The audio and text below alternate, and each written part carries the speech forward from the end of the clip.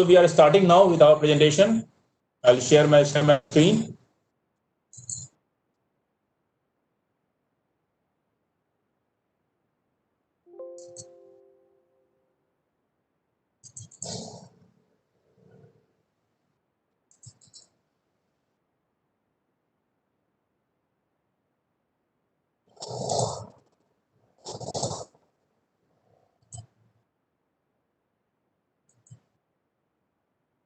So this module is basically about issuing of different type of office orders.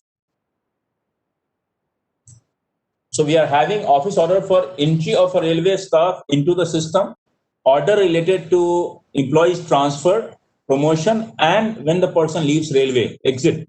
Apart from that, we are also having two different tabs to work on officers, especially about leave and about a miscellaneous tab through which we will keep all our service record updated for an officer. So first is the career event which we are talking of. जो career event से हमारा मतलब उन सारे career event से है जिसमें हम किसी एम्प्लॉय के लिए आदेश निकालते हैं और जिस आदेश से हमारा एचआरएमएस का डाटा अपडेट होता है. तो आइडिया ये था, चूंकि पिछले 1 वर्षों से आप लोगों ने बड़ी मेहनत करी है और सारा डाटा भी एचआरएमएस में डाला है और हमें ये शिकायत रहती थी कि डाटा हमारा अब पुराना पड़ता चला जा रहा है. जब आदेश हम इससे निकालना शुरू करेंगे तो आदेश के साथ जो हमारा डाटा एम्प्लॉय का है वो ऑटोमेटिकली हमारे एम्प्लॉय मास्टर या ईएसआर में अपडेट होता चलेगा और साथ ही हम आईपास का डाटा भी अपडेट करेंगे. क्योंकि एचआरएमएस का डाटा अंत में सिंगल सोर्स ऑफ ट्रूथ होना है, जैसा हम लोगों को आदेश दिया गया था इस पर्टिकुलर एचआरएमएस के लिए. तो हम लोग अब चाह रहे हैं कि जो डाटा हो वो बेसिक डाटा हमारा एचआरएमएस में रहे और सारा अपडेशन जहां पर भी होना है, इस सिस्टम में भी होना है, वो यहाँ के थ्रू हो. इसमें जो सबसे पहला आदेश जो हम लोग निकाल रहे हैं वो फर्स्ट अपॉइंटमेंट का है. हम लोग आदेश की बात करते हैं तो आदेश का मतलब ये हुआ कि जब हम किसी व्यक्ति को ऑफर ऑफ अपॉइंटमेंट देते हैं तो वो यहाँ से हम इशू नहीं करते. ऑफर ऑफ अपॉइंटमेंट चूंकि एक बड़ा डॉक्यूमेंट होता है वो आप फिजिकल पहले की तरह इशू करेंगे, लेकिन उसके बाद जब आपके यहाँ वो रिपोर्ट करता है ज्वाइनिंग के लिए, तब जो आदेश निकलता है वो आदेश यहाँ से निकलेगा. इसके बाद बारी ट्रांसफर की आती है. स्थानांतरण जब किसी व्यक्ति का होता है, चाहे वो किसी भी तरह का स्थानांतरण हो, ओन रिक्वेस्ट हो, इंटर डिवीजन हो, इंट्रा डिवीजन हो, इंटर रेलवे हो, या वो कहीं डेपुटेशन पे जा रहा हो या कहीं से वापस आ रहा हो, तो हर स्थिति में जो आप हम ट्रांसफर का आदेश निकालेंगे वो आदेश यहाँ से निकलेगा. फिर बारी आती है प्रमोशन की. प्रमोशन जब किसी व्यक्ति की पदोन्नति होती है, पदोन्नति का आदेश आप यहाँ से निकालेंगे. पदोन्नति के साथ स्थानांतरण शामिल हो सकता है या नहीं भी शामिल हो सकता है, जो भी स्थिति होती, दोनों परिस्थितियों में आदेश यहाँ से निकलना है. और फिर बारी आती है एग्जिट के. जब दोनों परिस्थितियों में आदेश यहाँ से निकल, कोई एम्प्लॉय हमारा रेलवे सिस्टम छोड़ता है, एग्जिट उसके रिटायरमेंट के कारण, सुपरएनुएशन के कारण हो सकता है, या उसके रिजाइन करने से, वॉलंटियर रिजिग्नेशन से भी हो सकता है, वो किसी कारण से रिजाइन करना हो तब भी हो सकता है, या आपने किसी डीआर एक्शन से उसको निकाला हो तब भी हो सकता है. इन चारों परिस्थितियों में जो भी आदेश निकलना है वो आदेश अब इसी सिस्टम से निकलेगा और जैसे ही आदेश निकलेगा वैसे ही हम उसके डाटा को अपडेट भी करेंगे. तो 2 चीजें हो गई. एक हमारा इवेंट हो गया, जो हम बाईं तरफ आपको स्क्रीन पे 4 इवेंट्स दिख रहे हैं, जिन 4 इवेंट के लिए हम आदेश निकालते हैं. और जब इवेंट वो होता है तब अब है कि डाटा ट्रांसफर हमारा कब होगा. तो इवेंट के बाद एक ट्रिगर है डाटा ट्रांसफर के लिए. ट्रिगर 2 तरह का है. पहली स्थिति में यदि हम उसका प्रमोशन करते हैं, ट्रांसफर करते हैं, या वो सिस्टम से हमारा निकलता है, तो या तो वो रिलीव होगा अपने प्लेस ऑफ पोस्टिंग से, या अपना रिलीक्विश करेगा, या वो और फिर अपने नई जगह जाएगा. जिस समय आपको उसके रिलीव होने का या रिलीक्विश का रिपोर्ट आपको मिलता है, तब जो डाटा फीड करते हैं सिस्टम में वो हमारा ट्रिगर है. इस डाटा के साथ हमारा डाटा अपडेशन होता है एम्प्लॉय मास्टर ईएसआर का. अब यदि वो व्यक्ति रिलीव होने के बाद नई जगह जा रहा है तो वहां पर फिर उसका आदेश निकलता है ज्वाइन करने का. सिमिलरली फर्स्ट अपॉइंटमेंट के समय एक आदेश निकलता है उसको ज्वाइन करने का. उन दोनों केस में उसकी ज्वाइनिंग रिपोर्ट आती है.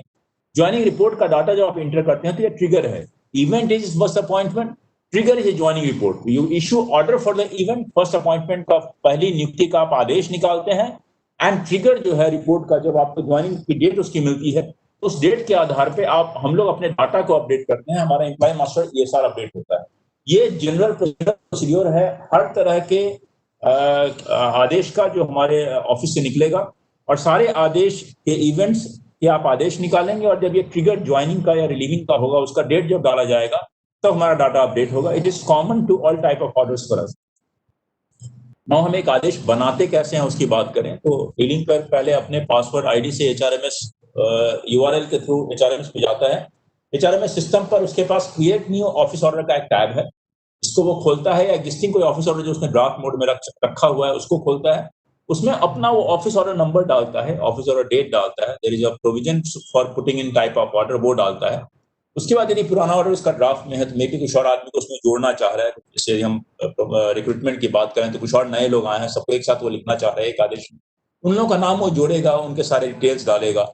यदि वो और लोगों को उसको जोड़ना है तो वापस इसी लूप में जाएगा, फिर से वो नाम डालेगा किसी एम्प्लॉय का, उसके सारे डिटेल डालेगा, और जब ये लूप पूरा हो जाएगा, व्हेन इज रेडी कि अब ये काम मेरा पूरा हो गया, तब उसको वहां प्री नोट डालना है और पोस्ट नोट डालना है, जो टेम्पलेट उसका बना हुआ रहता है जिसको धीरे धीरे ऐड करता चला जाएगा, ताकि समय के साथ यदि उसको पता है कि ट्रांसफर में आपको इतने तरह के लिखने होते हैं, ये स्थानांतरण, इंटर डिविजनल स्थानांतरण है, और जो भी उसको लिखना होता हो, तो वो प्री नोट और पोस्ट नोट वहां डालता है, और जब वो अपनी तरफ से कंफर्म हो जाता है कि उसको जो भी चीजें लिखनी है सारी चीजें वहां पर आ गई हैं, तो या तो उसको ड्राफ्ट रख ले बाकी बाद में ऐड करने के लिए, या जब वो सबमिट करता है तो आगे प्रक्रिया में वो चला जाता है, जो उसको ओटीपी एक आता है, उस ओटीपी के थ्रू वो भेजता है, जो हमारा सेकंड फैक्टर ऑथेंटिकेशन है, और तब वो आगे फिर आदेश निकलने के लिए चला जाता है। तो ये सामान्य प्रक्रिया है किसी भी तरह के आदेश को इस सिस्टम में बनाने की।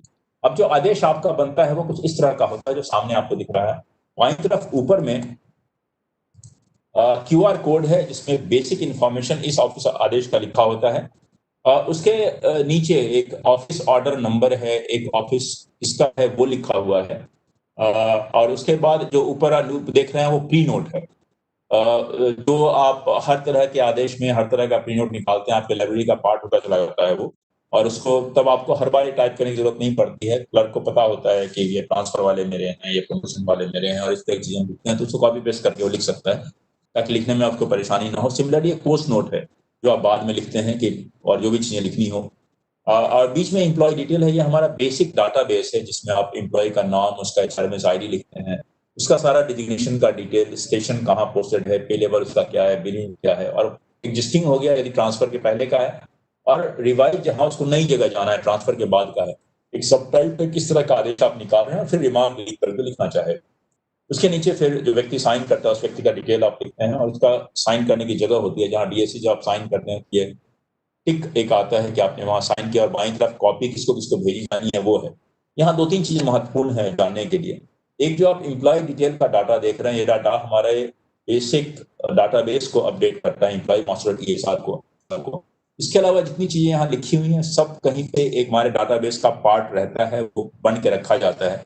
इसका हम लोग कुछ इनोवेटिव यूज करने की सोच रहे हैं, जो विद पैसेज ऑफ टाइम हम लोग आपको बताएंगे हम क्या करेंगे। और ये जो आदेश है ये आप अंग्रेजी और हिंदी दोनों भाषाओं में निकाल सकते हैं, दोनों का प्रोविजन हमारे सिस्टम में दिया हुआ है, और दोनों में आपका टेम्पलेट वैसे ही आएगा जैसे आप करना चाहते हैं। ये एक सामान्य आदेश है, एक आपके लिए परफॉर्मा है उस आदेश का जो मैं आपको दिखाना चाह रहा था। अब जो आदेश के टाइप है, हर टाइप के आदेश को हम लोग शॉर्ट में एक बार देखना चाहेंगे। पहला अपॉइंटमेंट जो है हमारा वो 3 तरह का होता है। एक व्यक्ति सीधे हमारे सिस्टम में ज्वाइन करता है जहाँ कोई ट्रेनिंग उसको नहीं करनी, और सीधे रेगुलर पोस्ट पे ज्वाइन करना है। दूसरा होता है जहाँ पर कोई व्यक्ति हमारे यहाँ ट्रेनिंग के लिए ज्वाइन करने आता है, जहाँ वो प्रोबेशनर होता है या ट्रेनिंग होता है। और तीसरा है जो सब्स्टिट्यूट के रूप में हमारे यहाँ कोई ज्वाइन करने आता है। यदि हम पहले डायरेक्ट रिक्रूटमेंट की बात करें तो डायरेक्ट रिक्रूटमेंट क्योंकि उसको कोई ट्रेनिंग नहीं करनी, कुछ नहीं करना, तो सीधे सीधे अपने सब पोस्ट पे ज्वाइन करता है। तो पहले उसका आदेश निकालते हैं जो इवेंट है, और आदेश निकालने के बाद जब बस पहले जहां उसको पोस्टिंग होती है उसका जब डेट आप डालते हैं तो अब डाटा हमारा अपडेट होता है, और हम उस डाटा को फिर आईपास में पुश करते हैं, तो आईपास भी हमारा अपडेट होता है।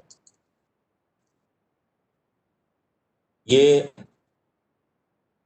3 स्टेज का प्रोसेस है जो HRMS में हमने रखा है, जहां डीलिंग क्लर्क इस आदेश को बनाता है, उसको वेरीफाइंग अथॉरिटी वेरीफाई करता है, और एक्सेप्टिंग अथॉरिटी इसको डिजिटल सिग्नेचर के द्वारा एक्सेप्ट कर लेता है। जब वो एक्सेप्ट कर लेता है तब हमारे पास ज्वाइनिंग रिपोर्ट आती है। ज्वाइनिंग रिपोर्ट का ज्वाइनिंग डेट डीलिंग क्लर्क डालता है, B और A उसको देखता है, और तब वो डाटा हमारा सिस्टम HRMS का अपडेट होता है, और हम साथ ही साथ इस डाटा को आईपास में पुश करते हैं अपडेशन के लिए। एक नए एम्प्लॉय का सारा डिटेल जो है वो फिर हमारे डाटा में आ जाता है और आईपास में भी चला जाता है। यहीं पर हम उसका HRMS आईडी भी क्रिएट कर देते हैं। अब तब ये महत्वपूर्ण है समझना कि अब HRMS आईडी हमारा पहले क्रिएट होगा शायद, और आईपास आईडी बाद में क्रिएट होगा जब आईपास के बाद वो सिस्टम जाएगा। तो आगे बढ़ते हैं।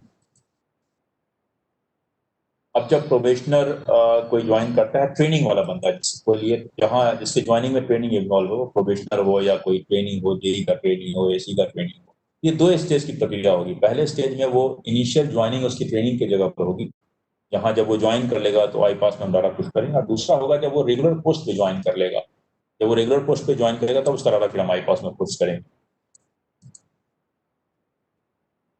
जब वो ट्रेनिंग के लिए ज्वाइन करेगा तो सेम है, 3 स्टेज का प्रोसीजर है। आपको एक बार पता चल गया कि इस आदमी को फला डेट से ट्रेनिंग में ज्वाइन करना है, तो डीलिंग क्लर्क उसका एक आदेश बनाता है, वो बीए के पास जाता है, फिर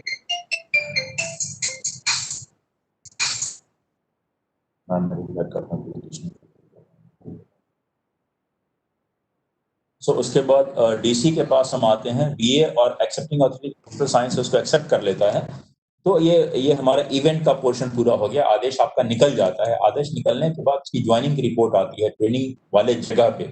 उस ज्वाइनिंग की रिपोर्ट के बेस पे वो डेट हम डालते हैं 3 लेवल पे, और जब डेट डाल देते हैं तब उस नए व्यक्ति का डाटा हमारे सिस्टम में अपडेट हो जाता है।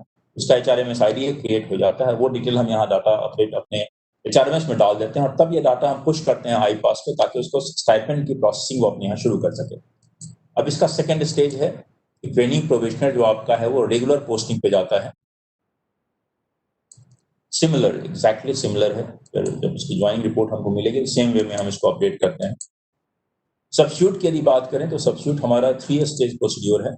पहला उसका एंगेजमेंट होता है हमारे सिस्टम में, दूसरा उसका टेम्पोरेरी स्टेटस गेन करता है, उसका आदेश हम निकालते हैं, और तीसरा उसका रेगुलर एब्जॉर्प्शन हम करते हैं अपने यहाँ सिस्टम में। तीनों स्थितियों में जब आदेश निकलता है वो हमारा इवेंट है, और जो ट्रिगर है वो उसका ज्वाइनिंग है। टीएस में बहुत जगह ज्वाइनिंग रिपोर्ट नहीं आती, तो maybe date will directly भी जिस समय वो डेट डालता है टीएस का, उसी समय शायद क्लर्क उसका डेट भी डाल देगा और उसको हम पुश कर देंगे आईपास के लिए। 3 स्टेज का प्रोसीड्योर है। तीनों 3 लेयर प्रोसीड्योर जो हम लोग नॉर्मली अपना मेंटेन कर रहे हैं वो हम लोग मेंटेन करते हैं। पहला स्टेज है एंगेजमेंट का। डीलिंग क्लर्क उसका ड्राफ्ट बनाता है, वेरीफाइंग ऑफिसर को भेजता है, एक्सेप्टिंग ऑफिसर को इश्यू करता है। ज्वाइनिंग डेट मिलने पे 3 स्टेज प्रोसीड्योर फिर से है। डाटा हमारा अपडेट हो जाता है और डाटा हमारा आईपास में चला जाता है। TS again is the same, but TS में चूंकि अगेन सेम है, टीएस भी वैसे ही आप उसका आदेश निकालते हैं। यहाँ पर कभी कभी ज्वाइनिंग अलग से नहीं होती, तो साथ में ही उसका अपडेशन डिलीट करेगा और वहीं पे डाटा की एंट्री होगी डेट की, और वहीं पे हमारा अपना डाटा भी अपडेट होगा और हम आईपास को भी अपडेट करेंगे। एब्जॉर्प्शन के समय अलबत्ता फिर से 3 स्टेज चलेगा, और वहाँ पे ज्वाइनिंग भी 3 स्टेज की होती है, जहाँ पर हम ज्वाइनिंग डेट आईपास के लिए डालते हैं। ये थी हमारी फर्स्ट अपॉइंटमेंट से संबंधित जानकारी। इसके बाद बारी आती है ट्रांसफर, पोस्टिंग और प्रमोशन की। इसको हमें क्लब करके यहाँ पे दिखा रहे हैं और एक साथ तीनों दिखा रहे हैं। ऐसा हो सकता है कि एक साथ आपके पास बहुत लोगों का आदेश एग्जीक्यूटिव ऑफिसर के पास से आए, जो आपके पास अभी हमारे ई ऑफिस सिस्टम से आ सकता है। तो हम जो ट्रांसफर का आदेश है वहाँ पे एक रेफरेंस नंबर भी हम डाल रहे हैं। अगर ई ऑफिस का नंबर आप चाहें तो वहाँ डाल सकते हैं, ताकि आपको बाद में उसको कनेक्ट करने में आसानी हो। एक से ज्यादा व्यक्ति का यदि आपके पास आदेश आया हुआ है तो आप उनका पहले डिटेल डालते हैं, जो इक्रेटिव प्रोसीड्योर है। सारा डिटेल जब एक बार डाल लेते हैं तब ड्राफ्ट डीलिंग क्लर्क का तैयार हो जाता है। डीलिंग क्लर्क वो ड्राफ्ट जो है वो बीए को भेजता है, और एक्सेप्टिंग ऑथोरिटी यदि उसको एक्सेप्ट कर लेता है डिजिटली साइन करके इसको इश्यू कर देता है। अब इश्यू होने के बाद पहला पोर्शन होता है उसके रिलीव होने का। जब रिलीविंग का डेट आपको मिल जाता है तो डीलिंग क्लर्क उस डेट को वहां डाल देता है, और उस डेट के आधार पे फिर हम उसका डाटा अपडेट कर लेते हैं उस जगह का जहां से उसको रिलीव होना है, जहां से उसको छोड़ा जाना है। तो वहां के ऑन रोल से हटता है और वहां टेम्पोररी हम इसको रखते हैं। लेकिन उस समय अभी भी वो डाटा उसी यूनिट का हिस्सा है, वहां से अभी भी नई यूनिट पे गया नहीं। नई यूनिट पे जाने के लिए उसको नई जगह ज्वाइन करना है। तो नई जगह जब व्यक्ति ज्वाइन करने जाता है तो सामान्यतः उसका आदेश हम निकालते हैं in case of inter divisional और inter railway transfer. In case of transfer in same unit, जहां हम एक सीनियर यूनिट से दूसरे सीनियर जगह पे स्टेशन से दूसरी जगह भेज रहे हैं, वैसे में ज्वाइनिंग रिपोर्ट एक आती है। तो यदि हमको आदेश निकालना है ज्वाइनिंग का तो इसी प्रोसीड्योर से 3 स्टेज पे हम फिर उसका आदेश निकालते हैं, जहाँ डीलिंग का एक ड्राफ्ट बनाएगा, वेरीफाइंग ऑथोरिटी उसको वेरीफाई करेगा, एक्सेप्टिंग ऑथोरिटी उसको एक्सेप्ट कर देगा, तो आदेश निकल जाएगा। एग्जीक्यूटिव के यहाँ जो ऑर्डर आता है उस ऑर्डर के बेसिस पर डीलिंग क्लर्क जो है वो ये आदेश बनाता है। और तब उसके बाद एक ज्वाइनिंग की रिपोर्ट आती है। ज्वाइनिंग की रिपोर्ट आ जाती है तब वो 3 स्टेज प्रोसीड्योर है, जहाँ ज्वाइनिंग का डेट हम डालते हैं, और तब वो डाटा ऑटोमेटिकली नई यूनिट में पुश कर दिया जाता है। नई यूनिट तो हमारा डाटा जो नए यूनिट का है वो अपडेट हो जाएगा, और साथ ही हम आईपास को वहां उस यूनिट के आईपास में डाटा हम पुश कर देते हैं, ताकि सैलरी बनने के लिए और बाकी चीजों के लिए आईपास का अपडेशन ऑटोमेटिकली हो जाए। इसके बाद बारी आती है एग्जिट की। जब कोई व्यक्ति हमारे सिस्टम से निकलता है तो एग्जिट का सामान्यतः हम एक आदेश निकालते हैं। Again it's a 3 stage procedure, और उस आदेश को निकालने के बाद जो actual date of leaving from the post होता है, उस दिन एक्चुअल हम डाटा डालते हैं, जब वो डाटा हमारे सिस्टम से हटता है, और वो हमारे एचआरएमएस और आईपास दोनों को अपडेट कर देता है। अब दो और छोटे-छोटे हमारे टैब्स हैं जो स्पेशली ऑफिसर्स के लिए बनाया गया है। ऐसा बोर्ड का आदेश है कि ऑफिसर्स का सर्विस कार्ड कंप्लीटली ऑनलाइन होना चाहिए। तो 2 चीज़ें छूटती हैं, एक लीव छूटता है। लीव जब हमारा लीव मॉड्यूल बनेगा तब हम सामान्यतः एम्प्लॉयी का लीव जो है वो ऑटोमेटिक रखेंगे, जहाँ सैंक्शनिंग भी ऑटोमेटिक होगा और सब कुछ ऑटोमेटिक होगा। यहाँ पर हमारा जो आइडिया है वो केवल उस आदेश को कैप्चर करने का है, क्योंकि किसी अधिकारी का लीव अप्रूव हो जाता है कुछ रेलवे में। आई हैव बीन टोल्ड कि एनएफ रेलवे में, I am not very sure, मैंने जहाँ-जहाँ काम किया वहाँ इस तरह के आदेश नहीं निकलते हैं। लेकिन ऐसा कहा गया है कि एनएफ रेलवे में आदेश स्पेशली निकाला जाता है। वहाँ कोई अधिकारी जब छुट्टी पे जाता है, एलएपी या एलएचपी लेकर, उसका एक ऑफिस ऑर्डर निकलता है। प्रोविजन ये है कि ऑफिस ऑर्डर निकलेगा, जहाँ एक आप डेट डालेंगे, उसका ऑफिस ऑर्डर का एक नंबर डालेंगे, और तब वो हमारे लीव का जो हमारा टैब है ईएसआर में, उसको ऑटो अपडेट करेगा। रिट्रोस्पेक्टिव लीव की पोजीशन एक बार आप डाल दें, कितना लीव बचा है उसका एलएपी और कितना एलएचपी बचा है, तो ये लीव जब भी वो लेगा वो ऑटोमेटिकली उसको नीचे जाके वो पेस्ट होता चलेगा और ऑटो कैलकुलेशन होता चलेगा, ताकि आपको ये पता रहे कि लीव उसका बचा कितना है। लेकिन प्री कंडीशन ये है कि जो उसकी अभी की लीव है, पर्टिकुलर डेट की जिस दिन से आप शुरू कर रहे हैं, वो डेट लीव की वहाँ डालनी पड़ेगी हमको। जैसे हम लोग यदि 2/20 की बात करते हैं, उसमें कोई लीव नहीं लिया, 2/20 किसी का लीव 20 दिन बचा हुआ है, एलिजिबल 10 दिन बचा हुआ है, तो अगला लीव जो लेगा वो ऑटोमेटिकली डेबिट होगा। और फिर जब नए साल का 1/21 आएगा तो ऑटो क्रेडिट भी होगा, तो फिर वो लीव मेंटेन होता चला जाएगा। रिट्रोस्पेक्टिव लीव को इंटर करने की हमने बात नहीं करी है। प्रोस्पेक्टिव लीव की, केवल आज के बाद जो लीव होगा उसको हम लोग कैप्चर करने की कोशिश करेंगे। पुराना लीव अभी भी हमारे फिजिकल एसआर में रहेगा। इसके अलावा जितने तरह का भी आप आदेश निकालते हैं, जो लगता है आपको कि सर्विस कार्ड में ऑफिसर के जाना चाहिए, तो हर उस तरह के आदेश को सर्विस कार्ड में डालने के लिए केवल एक प्रोविजन है, जहाँ पे डीलिंग क्लर्क उस का ऑफिस ऑर्डर मेंशन करता है, उसका डेट मेंशन करता है। और चूंकि ये आदेश अब सर्विस कार्ड में जा रहे हैं, तो इस पे किसी एक्सेप्टिंग अथॉरिटी का एक्सेप्टेंस होना चाहिए, तो वो एक्सेप्ट कर देता है, उसको अपलोड कर देता है मिसलेनियस ऑर्डर को वो, और वो ऑर्डर हमारे सर्विस कार्ड का पार्ट बन जाता है। बाकी जितने तरह का आदेश हो, चाहे वो कोई भी आदेश हो, आपको लगता है सर्विस कार्ड में उसको रहना चाहिए ऑफिसर को, तो आप उस आदेश को इस पर्टिकुलर टैब के थ्रू अपडेट करा सकते हैं। That is all I believe. जहां तक हमारा प्रेजेंटेशन पार्ट था, अब मैं प्रदीप एसपी से आग्रह करूंगा कि वो कृपया आपको सिस्टम पे ले जाएं और प्रदीप प्लीज टेक ओवर। जी sir, thank you sir, thank you very much sir.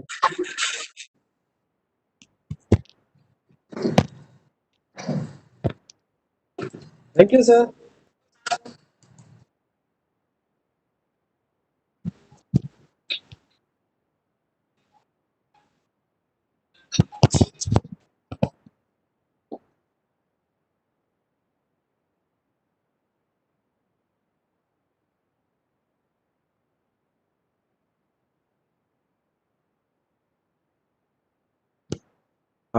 My screen is visible now. मेरा स्क्रीन आपको दिख रहा है अभी?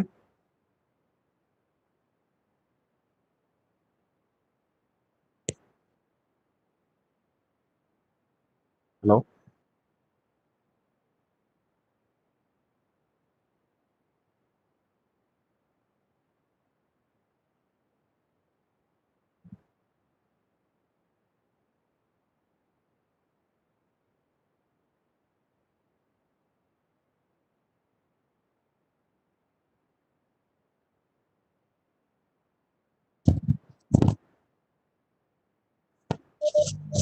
भूपेन सर एक बार स्क्रीन शेयर का ऑप्शन दीजिए option.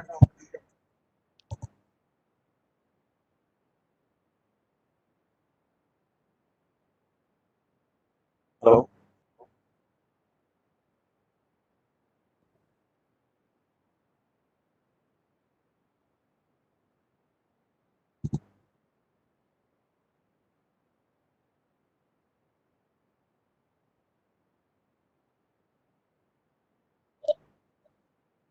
Hello?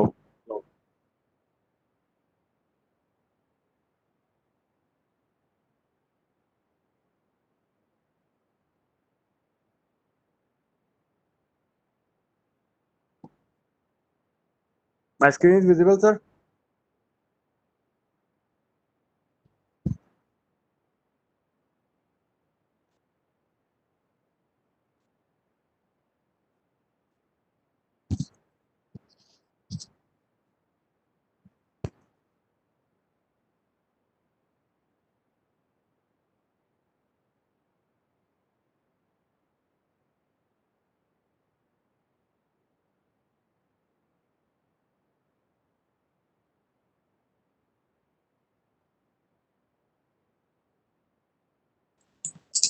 Yeah, screen is visible, Pradeep. Please carry on. Yeah. Okay. Thank you. Good afternoon, everyone. We are going to start with office order module demonstration. Demonstration के लिए हम ready हैं. Demonstration start करने से पहले जैसा कि sir ने बताया कि ऑफिस ऑर्डर के कुछ स्टैंडर्ड पार्ट्स होते हैं, तो मैं उनके लिए एक टेम्पलेट सेव करने के ऑप्शन से स्टार्ट करूंगा. किसी भी ऑफिस ऑर्डर के जो स्टैंडर्ड पार्ट्स हैं वो कुछ ऐसे हैं कि उनका एक प्री नोट होता है जो आपका सिमिलर ऑफिस ऑर्डर्स में बार बार रिपीट होता है. देन एक पोस्ट नोट होता है जो सेम आपके सिमिलर ऑर्डर में रिपीट होगा. देन नीचे हम आएंगे तो कॉपी टू की एक सीक्वेंस है एंड इशूइंग ऑफिस होगा राइट साइड में जब हम देखेंगे तो, और नीचे इशूड बाय होगा. तो ये कुछ कुछ चीजें ऐसी है जो आपका हर ऑफिस ऑर्डर में एक ही टाइप के ऑफिस ऑर्डर में वो रिपीट होती है. तो इनको हम एक टेम्पलेट में बना के हम सेव रख सकते हैं ताकि अगली बार से सिमिलर काइंड का जो ऑफिस ऑर्डर होगा वो चीजें दोबारा टाइप ना करनी पड़े. हम उसको एक टेम्पलेट से उठा के अपने ऑफिस ऑर्डर में इंसर्ट कर सकते हैं और वहां मॉडिफाई कर सकते हैं. तो मैं उसके लिए एक बार ये आपको राइट जो मिलेगा ये डीलिंग क्लर्क को मिलेगा. हर डीलिंग क्लर्क अपने लिए एक टेम्पलेट्स की लाइब्रेरी बना सकता है. तो उनके पास 8, 10, 15, 20 जितने वो टेम्पलेट चाहें उतने वो टेम्पलेट सेव कर सकते हैं और वो उनके लिए एक्सक्लूसिव होंगे, वो किसी और डीलिंग क्लर्क को नहीं नजर आएंगे, वो उनके लिए अपने लिए होंगे. तो मैं एक बार स्टार्ट करने के लिए अपने डीलिंग क्लर्क की आईडी से लॉगिन कर रहा हूँ. तो सैंपल के लिए मैं यहाँ जोधपुर वर्कशॉप के डीलिंग क्लर्क को ले रहा हूँ. जोधपुर वर्कशॉप के डीलिंग क्लर्क है ये, मैंने इनसे लॉगिन कर रहा हूँ. लॉगिन करने के लिए मुझे उनका आईडी, पासवर्ड और ट्रांजैक्शन ओटीपी चाहिए होगा. संजय कुमार सिंह जी मेरे डीलिंग क्लर्क हैं जो जोधपुर वर्कशॉप से बिलोंग करते हैं, डब्ल्यू वर्कशॉप से. मैंने इनके यहाँ से लॉगिन किया. अब ऑफिस ऑर्डर सेक्शन के जितने भी आपके मेन्यू राइट्स होंगे वो यहाँ आपको लेफ्ट साइड में नजर आएंगे. लेफ्ट साइड में अगर आप जाएंगे तो ऑफिस ऑर्डर सेक्शन आपको नजर आएगा. इसके अंदर हर टाइप का मेन्यू यहाँ पे रहेगा. Promotion and transfer office order का मेन्यू है, एग्जिट ऑफिस ऑर्डर कैलकुलेशन का मेन्यू है, न्यू ज्वाइनिंग ऑफिस ऑर्डर का मेन्यू है, रेगुलर पोस्टिंग जो भी न्यू ज्वाइनिंग के बाद मेन्यू है. और इसी में हम नीचे आएंगे तो ऑफिस ऑर्डर टेम्पलेट करके हमारे पास है. तो मैंने ऑफिस ऑर्डर टेम्पलेट का मेन्यू खोला. अब यहाँ जितने टेम्पलेट्स संजय कुमार सिंह जी के पास अवेलेबल हैं जो उन्होंने खुद क्रिएट किए हैं वो उनको इस लिस्ट में मिल जाए. वो कोई भी ऑफिस ऑर्डर को यहाँ ओपन कर सकते हैं और ग्रुप पे जब क्लिक करेंगे तो उस ऑफिस ऑर्डर के अंदर जितना भी मटेरियल उन्होंने लिखा है, pre note, post note, issued by की डिटेल, वो सारी उनको यहाँ पे दिख जाएगी. वो इन चीजों को यहाँ पे एडिट भी कर सकते हैं. जैसे मैं इसको यहाँ उठा के एडिट करने की कोशिश कर रहा हूँ, मैंने उसको अपडेट किया, वो चेंज हो जाएगा. दूसरा ऑप्शन है कि अगर आपको नया कोई टेम्पलेट बनाना है तब भी आप यहीं जाएंगे, न्यू टेम्पलेट सेलेक्ट करके गो पे क्लिक करेंगे तो आपके पास एक ब्लैंक फॉर्म खुल जाएगा जो आपको वो टेम्पलेट बनाने का ऑप्शन देगा. मैं टेम्पलेट सेव कर लेता हूँ. आज के लिए मैं टेम्पलेट बना रहा हूँ सैंपल के लिए. ये प्रमोशन टाइप के ऑफिस ऑर्डर के लिए काम आएगा. प्रीनोट टूल क्या हो सकता है, मैं एक बार यहाँ पे कॉपी कराता हूँ. पोस्ट नोट में क्या डिटेल आ सकती है,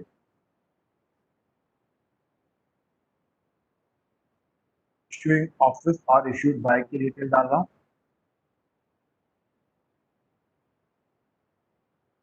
देन कॉपी टू, मुझे ये ऑफिस ऑर्डर किस किस को कॉपी करना है वो डिटेल में यहाँ डाल दूँ.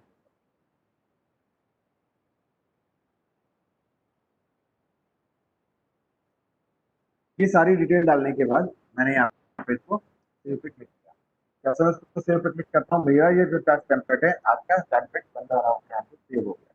मैं जब इस लिस्ट में इसको देखूंगा तो मुझे दोबारा ये यहाँ पे टेम्पलेट नजर आ गया है. अब कभी भी मुझे इस टेम्पलेट को एडिट करना हो कि नहीं ये कॉपी बनानी हो तो मैं नया बना सकता हूँ. ये था टेम्पलेट जिसके अकॉर्डिंग हम उस ऑफिस ऑर्डर का डिजाइन फाइनल कर सकते हैं कि हमारे ऑफिस ऑर्डर में प्री नोट पे क्या आएगा, पोस्ट नोट पे क्या आएगा, कॉपी टू पे क्या आएगा. अब नेक्स्ट हम आगे बढ़ते हैं. पहले टाइप का ऑफिस ऑर्डर रहना था वो है फर्स्ट अपॉइंटमेंट ऑफिस ऑर्डर. जैसे सर ने बताया कि हमारे यहाँ रेलवे में जो न्यू एंट्रेंट्स आते हैं वो 3 तरीके से आ सकता है. ऐदर वो डायरेक्ट रिक्रूट होंगे या वो ट्रेनिंग के लिए जाएंगे, प्रोफेशनल होंगे, या सब्सिट्यूट का अपॉइंटमेंट होगा. डायरेक्ट रिक्रूट के केस में जो ऑफिस ऑर्डर जनरेट होता है देन वो जहाँ उनका स्टेशन है, जहाँ उनको ज्वाइन करना है वहाँ वो रिपोर्ट करते हैं, ज्वाइन कर लेते हैं और सिंपल सा प्रोसेस है. और प्रोफेशनल या ट्रेनिंग के केस में क्या होता है, वो आपके पास आते हैं, ज्वाइनिंग करते हैं, देन वो ट्रेनिंग पे चले जाते हैं. ट्रेनिंग के बाद जब दोबारा ट्रेनिंग से आते हैं तो वो रेगुलराइज होते हैं. तो इसके हिसाब से आपका ऑफिस ऑर्डर का प्रोसेस सेम रहेगा बट ऑफिस ऑर्डर 2 बार निकलेगा. फर्स्ट डायरेक्ट रिक्रूटमेंट की तरह उनका नॉर्मल ऑफिस ऑर्डर निकलेगा जहाँ उनकी ट्रेनिंग डिटेल डाली जाएगी. देन उनका कैरियर इवेंट अपडेट करेंगे ताकि हम उनको बायोडाटा बना.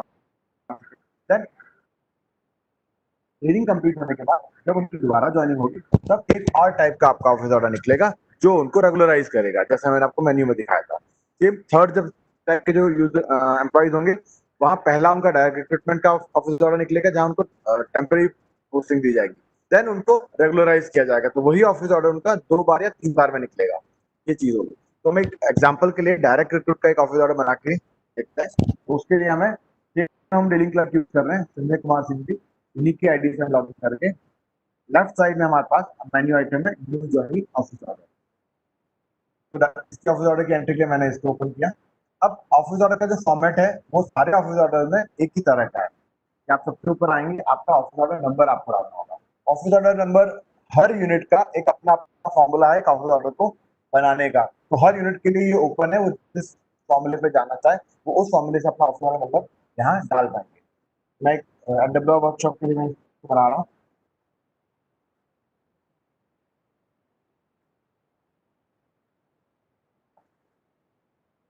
जैसे मैंने ऑफिस ऑर्डर नंबर डाला है यहाँ पे और गो पे क्लिक किया, तो ये मेरा एक छोटा सा फॉर्म खुल जाता है जो मुझे बाकी की डिटेल डालने के लिए ऑप्शन देता है। अब यहाँ हमारे पास ऑफिस ऑर्डर का टाइप हमें सेलेक्ट करना है, तो टाइप में हमारे पास रेगुलर पोस्टिंग, ट्रेनिंग, अप्रेंटिसशिप या इंस्टीट्यूट है। तो मैंने रेगुलर पोस्टिंग सेलेक्ट किया, जो भी ऑफिस ऑर्डर का टाइप होगा। देन बीच में आएगी हमारी एम्प्लॉय की डिटेल, जो एम्प्लॉय हमारे पास ज्वाइनिंग आ रहे हैं उनके रिलेटेड डिटेल जो ऑफिस ऑर्डर का पार्ट होंगे वो यहाँ पे डाली जाएगी। देन नीचे हम आएंगे कि नीचे जो ऑफिस ऑर्डर के हमने टेम्पलेट बनाए थे वो हम टेम्पलेट यहाँ पे सिलेक्ट कर सकते हैं। मैंने जो अभी एक टेम्पलेट बनाया था मैं वो यहाँ सेलेक्ट करता हूँ, मैंने वो सेलेक्ट किया। तो आपका प्री नोट का डेटा, पोस्ट नोट का डेटा और सारा डेटा यहाँ पे एक बार फिल होके आ गया। इसको मैं यहाँ भी एडिट कर सकता हूँ या मैं टेम्पलेट को कभी भी बदल सकता हूँ सबमिट करने से पहले। मैंने एक न्यू रेगुलर ज्वाइनिंग का टेम्पलेट बना रखा है, मैंने उसको निकाला और यहाँ डाल दिया, ये मेरा ऑफिस ऑर्डर आ गया। तो इसको मैं यहाँ अभी भी एडिट कर सकता हूँ, जब मुझे इसको चेंज करने की जरूरत पड़ेगी मैं यहाँ इसको चेंज कर सकता हूँ। ये मेरे पास एडिटिंग के लिए यहाँ पे भी अभी तक ओपन है।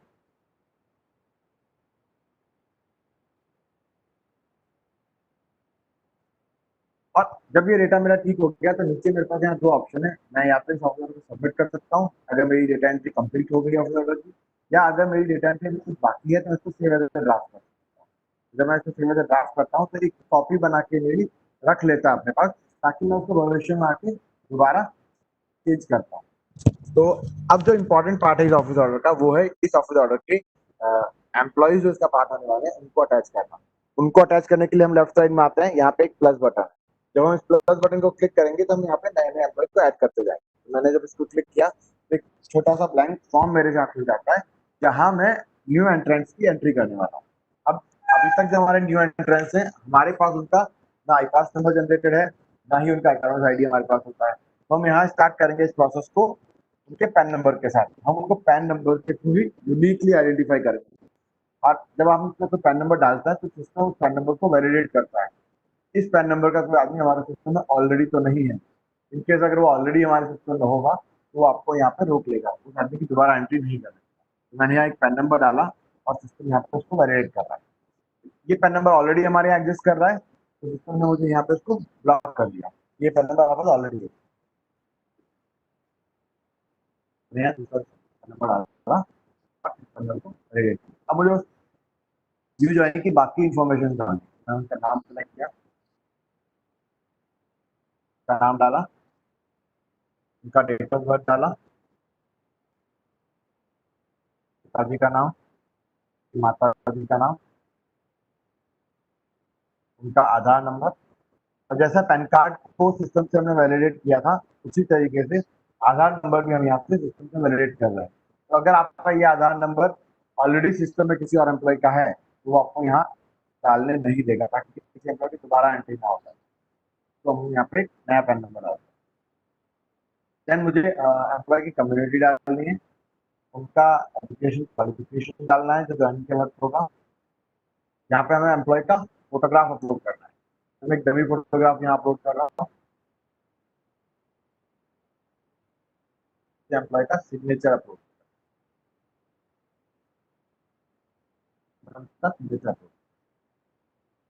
अब नीचे मुझे उनकी अपॉइंटमेंट की रिलेटेड डिटेल डालनी है, उनकी डेट ऑफ अपॉइंटमेंट क्या थी, उनका मोड ऑफ अपॉइंटमेंट क्या था। तो जितने हमारे पास मोड ऑफ अपॉइंटमेंट थे वो सारे हमने यहाँ लिस्ट आउट किए हैं। उनमें से कोई अपॉइंटमेंट सेलेक्ट कर सकते हैं। मैंने आरआरबी सेलेक्ट किया। देन मुझे उनका लियन क्या है, किस जोन में वो ज्वाइन कर रहे हैं वो डिटेल डालनी है। उस जोन के अंदर कौन सी उनकी यूनिट होगी वो मुझे यहाँ डालना है। इस यूनिट का या इस डिवीजन के जो बिल यूनिट की लिस्ट है वो मेरे पास यहाँ पे मुझे लिस्ट आउट करके दे दी गई है। तो मैं उसका जो भी बिल यूनिट है मैं वो यहाँ सेलेक्ट कर सकता हूँ। देन उनका पोस्टिंग कौन से स्टेशन पे होने वाला है तो वो मुझे यहाँ पे एक वैलिड स्टेशन डालना होगा, वो मैंने यहाँ डाला। अब उनकी फाइनेंशियल जो है सैलरी रिलेटेड डिटेल वो मुझे यहाँ डालनी है। उनका पे स्केल क्या है जहाँ उनकी ज्वाइनिंग हो रही है वो मैंने सेलेक्ट किया। उस पे स्केल के अकॉर्डिंग जितनी अलाउड बेसिक पे है इनिशियल अपॉइंटमेंट के लिए वो मैंने यहाँ सेलेक्ट कर ली। अगर वो ट्रेनिंग पे जा रहे हैं तो उसके तो उसमें स्टाइपेंड डालना होगा। अगर ट्रेनिंग पे नहीं जा रहे तो स्टाइपेंड वाला फील्ड हमारा खाली रहेगा। देन उनका ज्वाइनिंग कौन से डिपार्टमेंट में हो रहा है, डिपार्टमेंट मैंने सेलेक्ट किया।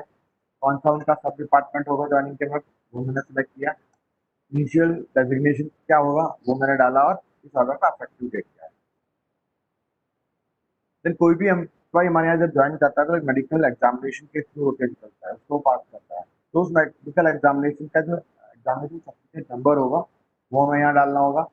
मेडिकेशन मेडिकल की क्लासिफिकेशन क्या थी जिसके थ्रू वो आया वो हमें यहाँ डालना होगा। वो फिजिकल हैंडीकैप है एम्प्लॉय या नहीं है, या उनका आइडेंटिफिकेशन मार्क क्या है वो हमें डालना होगा। तो मैं यहाँ उनको आइडेंटिफिकेशन मार्क डाल रहा हूँ। First identification mark, second identification mark.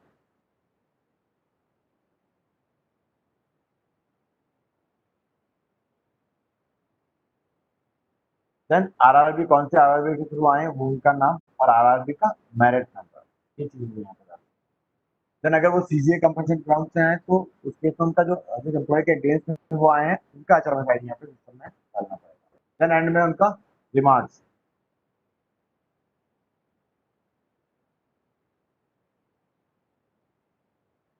Remarks हमने डाल दिया और ये सारी डिटेल हमने यहाँ भर ली है।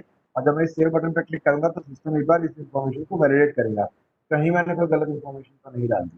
तो जैसे मैंने यहाँ डेट ऑफ बर्थ डाली थी, डेट ऑफ बर्थ में कि हमारा मिनिमम एज है एम्प्लॉय का ज्वाइन करते वक्त वो आपका 18 ईयर का होना चाहिए। तो ये एक सिस्टम में वैलिडेट करके मुझे एरर दिखाई। अभी वो डेटा सेव कर रहा हूँ। जैसे मैंने इस डेटा को सेव किया ये इन्फॉर्मेशन मेरे पास यहाँ पे नीचे आ जाती है। अब अगर मुझे इस ऑफिस ऑर्डर में और एम्प्लॉय ऐड करने हैं तो मैं यहाँ प्लस पे क्लिक करूंगा और लिस्ट में ऐड करता जाऊंगा।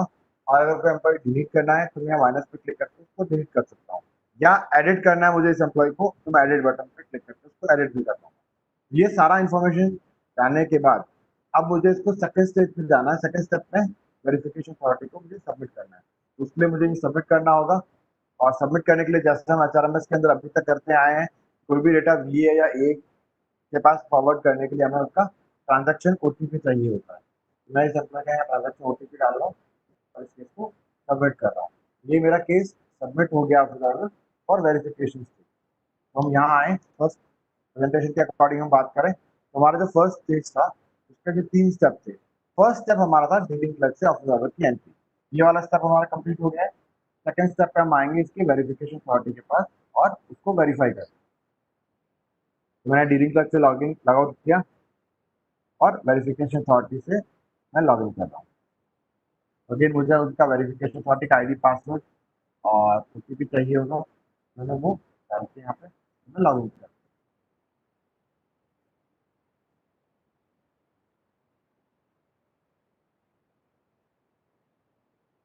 तो जैसे मैं सिस्टम में लॉग इन करता हूँ वेरिफिकेशन अथॉरिटी के पास, लेफ्ट साइड में हमारे पास जैसे बिलिंग क्लर्क को मेन्यू दिख रहे थे कुछ इसी तरह से लेफ्ट साइड में हमें वेरिफिकेशन अथॉरिटी को मेन्यू दिखेंगे। मैं लेफ्ट साइड में आता हूँ, ऑफिस ऑर्डर सेक्शन के अंदर verify new joining office order, मैंने इसको क्लिक किया। तो इस वेरिफिकेशन अथॉरिटी के पास जितने भी ऑफिस ऑर्डर पेंडिंग है वेरिफिकेशन के लिए वो उनको यहाँ लिस्ट में दिखता है।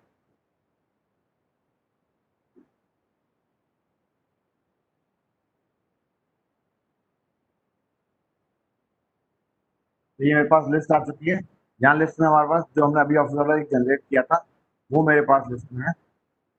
और मैं जब ऑफिस ऑर्डर को सेलेक्ट करके वो पे क्लिक करता हूँ तो जो डीलिंग क्लर्क ने ऑफिस ऑर्डर की रिलेटेड एंट्री करी थी वो यहाँ पे मुझे वेरिफिकेशन अथॉरिटी को वो चीजें दिख जाएगी।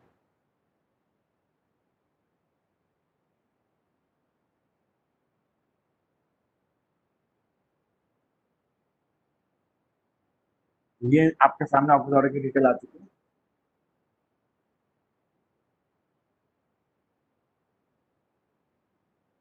तो जैसा डीलिंग क्लर्क ने एंट्री करी थी वो सारी डिटेल यहाँ पे वेरिफिकेशन अथॉरिटी को रीड ओनली मोड में आ रही है। तो इसका स्टेटस जो है वो है सबमिटेड फॉर वेरिफिकेशन।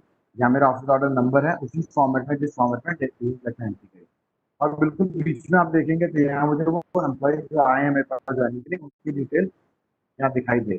अगर मुझे ये डिटेल को एडिट करना है तो मेरे पास राइट साइड में एक व्यू का बटन है, तो उसको व्यू पे क्लिक करूंगा तो जो पूरा फॉर्म डीलिंग क्लर्क ने भरा था वो पूरा फॉर्म यहाँ पर मेरे पास देखने के लिए अवेलेबल है। अब नीचे आएंगे तो प्री नोट, पोस्ट नोट, ये सारी डिटेल की रीड ओनली मोड है। अब यहाँ वेरिफिकेशन अथॉरिटी के पास दो ऑप्शन नजर आता है, या तो वो इस ऑफिस ऑर्डर को वेरीफाई कर पाएंगे या वो इस ऑफिस ऑर्डर को रिजेक्ट करके रिटर्न कर देंगे डीलिंग क्लर्क को, ताकि उसको ठीक कर पाए जब उनको भी सोच रहे। तो मैं अभी वेरिफिकेशन के प्रोसेस में उसको वेरीफाई कर रहा हूँ। वेरीफाई करने का प्रोसेस भी सेम रहेगा। हमें यहाँ पे इस ऑफिस ऑर्डर में इनका ट्रांजेक्शन ओटीपी डालना है। वेरिफिकेशन अथॉरिटी का मैंने ट्रांजेक्शन ओटीपी डाला और ये ऑफिस ऑर्डर मेरा सबमिट हो चुका है सबके साथ। अब मैं थर्ड स्टेज पे आऊंगा। इस प्रोसेस का जो थर्ड स्टेप है यहाँ पे एक्सेप्टिंग अथॉरिटी इस डेटा को अप्रूव करेगा जो डीलिंग क्लर्क ने भरा था और वेरिफिकेशन अथॉरिटी ने वेरीफाई किया था। तो डेटा अप्रूव हो जाएगा तो इसका ऑफिस ऑर्डर हम इश्यू कर देंगे। तो मैं यहाँ अपने एक्सेप्टिंग अथॉरिटी के थ्रू लॉग इन कर रहा हूँ। सेम प्रोसेस है, मैं आईडी पासवर्ड और ओटीपी के थ्रू मैंने यहाँ लॉग इन किया। एक्सेप्टिंग अथॉरिटी को भी लेफ्ट साइड में जो सेक्शन और मेन्यू का वो वही है, ऑफिस ऑर्डर सेक्शन में हम जाएंगे और यहाँ पर मेन्यू में जो यूज करना होगा वो है accept new joining office order. यहाँ आया तो जितने ऑफिस ऑर्डर यहाँ एक्सेप्टिंग अथॉरिटी के पास पेंडिंग होंगे वो यहाँ मुझे लिस्ट में दिख जाएंगे। तो मैं उसको वो पे क्लिक करूंगा। तो जैसा वेरिफिकेशन अथॉरिटी को ये ऑफिस ऑर्डर दिखा था रीड ओनली मोड में, जहाँ वो चेंज नहीं कर सकते थे, तो देख सकते थे, उस डेटा को वेरीफाई कर सकते थे। एक्सेप्टिंग अथॉरिटी के बाद सारा डेटा उसी फॉर्मेट में यहाँ पे रहेगा। अब यहाँ नीचे भी एक्सेप्टिंग अथॉरिटी के बाद भी दो ऑप्शन रहेंगे जैसा कि वेरिफिकेशन अथॉरिटी के पास। या तो वो इस ऑफिस ऑर्डर को एक्सेप्ट करेंगे और इश्यू कर लेंगे या फिर उसको रिटर्न करके डीलिंग क्लर्क को रिटर्न के लिए वापस रिटर्न करेंगे। तो एक्सेप्ट करने के लिए यहाँ मेरे पास जो बटन है वो है view and accept by digital sign. मैंने इसको क्लिक किया तो ये ऑफिस ऑर्डर का जो फॉर्मेट दिखने वाला है, जैसा आपका ये ऑफिस ऑर्डर इश्यू होने वाला है वो फॉर्मेट में मुझे ये ऑफिस ऑर्डर सामने नजर आ गया। ये मेरे लिए एग्जाम्पल है कि ये इस तरह से छपने वाला है। अब इस ऑफिस ऑर्डर को मुझे साइन करना है तो उसके लिए मैं यहाँ ऊपर एक बटन है साइन डिजिटल। जब मैंने इस बटन को क्लिक किया तो ये मुझसे मेरे डिजिटल सिग्नेचर की डिटेल मांगेगा। तो मेरे पास जो भी डिजिटल सिग्नेचर है वो मेरे पास यहाँ उसका टोकन आएगा, मैं उसको सेलेक्ट करूंगा और उसका सर्टिफिकेट सेलेक्ट करूंगा और उसका पासवर्ड डालूंगा। इन केस सिक्योरिटी पर्पज अगर आपने अपने डिजिटल सर्टिफिकेट का पासवर्ड अभी तक चेंज नहीं किया होगा तो ये यहाँ आपको ब्लॉक कर देगा, आपको पासवर्ड एक बार बदलना होगा। आपका डिजिटल सर्टिफिकेट आने के बाद से लेके अगर आपको एक बार भी नहीं बदला है तो ये उसको सिक्योरिटी पर्पज से ब्लॉक करेगा। लेकिन अगर आपने एक बार भी पासवर्ड उसका बदला होगा इश्यू होने के बाद तो कोई प्रॉब्लम नहीं। तो मैंने यहाँ से पासवर्ड डाला और साइन डिजिटल पर क्लिक किया तो ये आप देखेंगे सामने आ रहा है कि मेरी पीडीएफ ऑफिस ऑर्डर जो है वो सक्सेसफुली साइन हो गई है। तो मैं इसको यहाँ पे रेफरेंस में वो मुझे खोल के व्यू करके देता है। मैंने ये खोला ऑफिस ऑर्डर और ये मेरा नीचे डिजिटली साइन हो गया है। तो दिस इज द प्रोसेस कि आपका फर्स्ट स्टेज का ऑफिस ऑर्डर इशू हो गया। मैं इसको रेफरेंस के लिए यहाँ पे सेव कर लेता हूँ ऑफिस ऑर्डर को।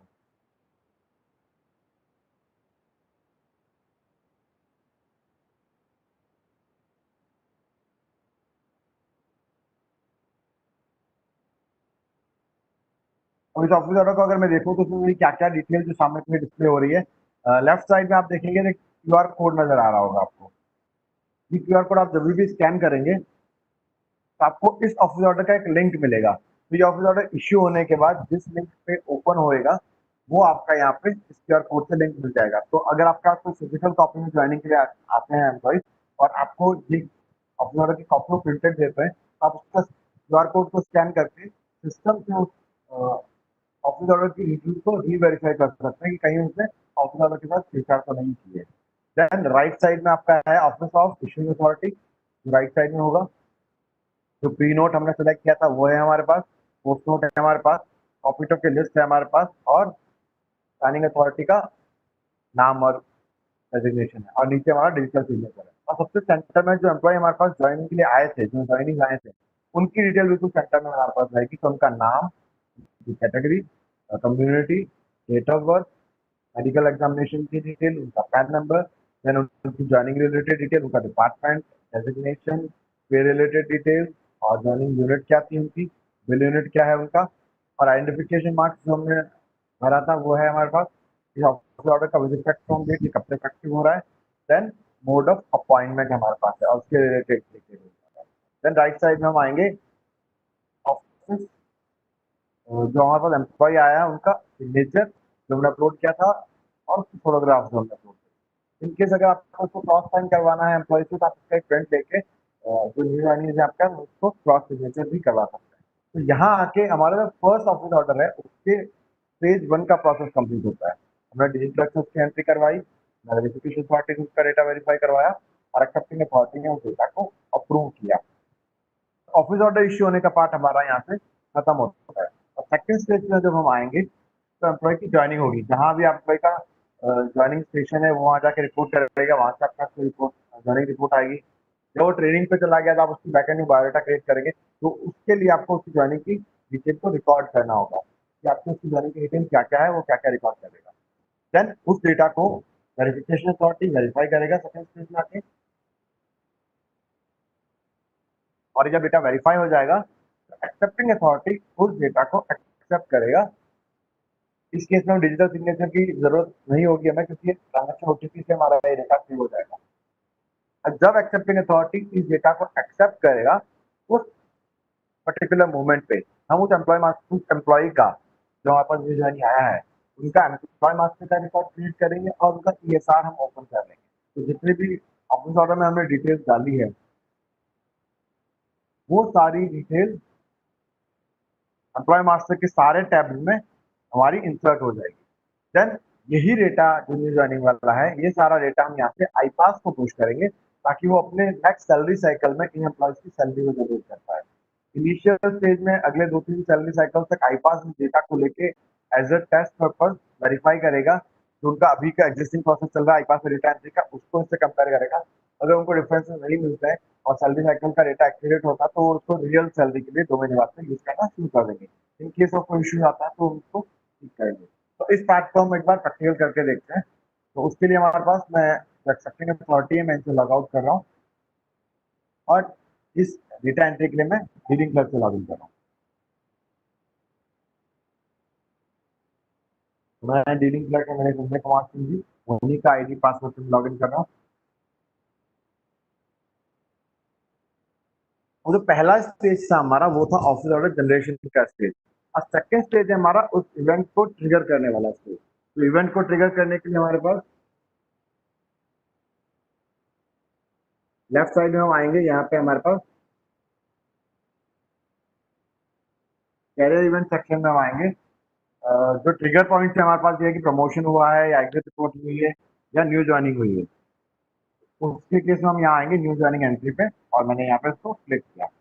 तो अब न्यू ज्वाइनिंग के केस में हमारे पास अभी तक एम्प्लॉय का एचआरएमएस आईडी या आईपास नंबर नहीं है, तो हम यहाँ पे उनको पैन नंबर से आइडेंटिफाई कर रहे हैं।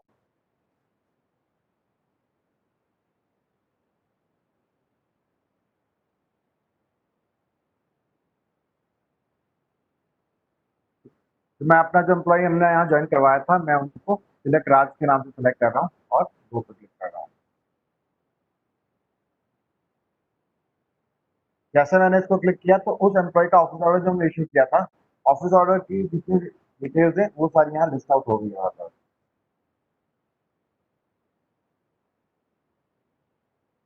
तो जैसे हमने उनका वहाँ मोबाइल नंबर डाला था, एम्प्लॉय का नाम डाला था, उनका पैन नंबर डाला था, उनका date of birth office order में था हमारे पास, उनका आधार नंबर था हमारे पास ऑफिस ऑर्डर में। ये सारी डिटेल हमारे पास यहाँ पे आ गई है। उनका फोटोग्राफ था हमारे पास, उनका सिग्नेचर हमने अपलोड करवाया था, मैंने उसको सारी डिटेल को मैं एक बार वेरीफाई कर लेता हूँ। अब जो डिटेल हमने ऑफिस ऑर्डर में नहीं डाली थी, जो हमारे को सैलरी के लिए या आगे के प्रोसेस के लिए इम्पोर्टेंट है, वो हम यहाँ पे इनको डलवा रहे हैं। जैसे बैंक डिटेल हमें आईपास को भेजनी है, तो बैंक डिटेल के बिना हम सैलरी प्रोसेस नहीं कर पाएंगे, तो उनके लिए बैंक डिटेल हम यहाँ पे डालते हैं। बैंक का नाम, बैंक की ब्रांच, ब्रांच का एड्रेस, ICR कोड, उनका name as per branch bank record, saving bank account number, then IFSC code,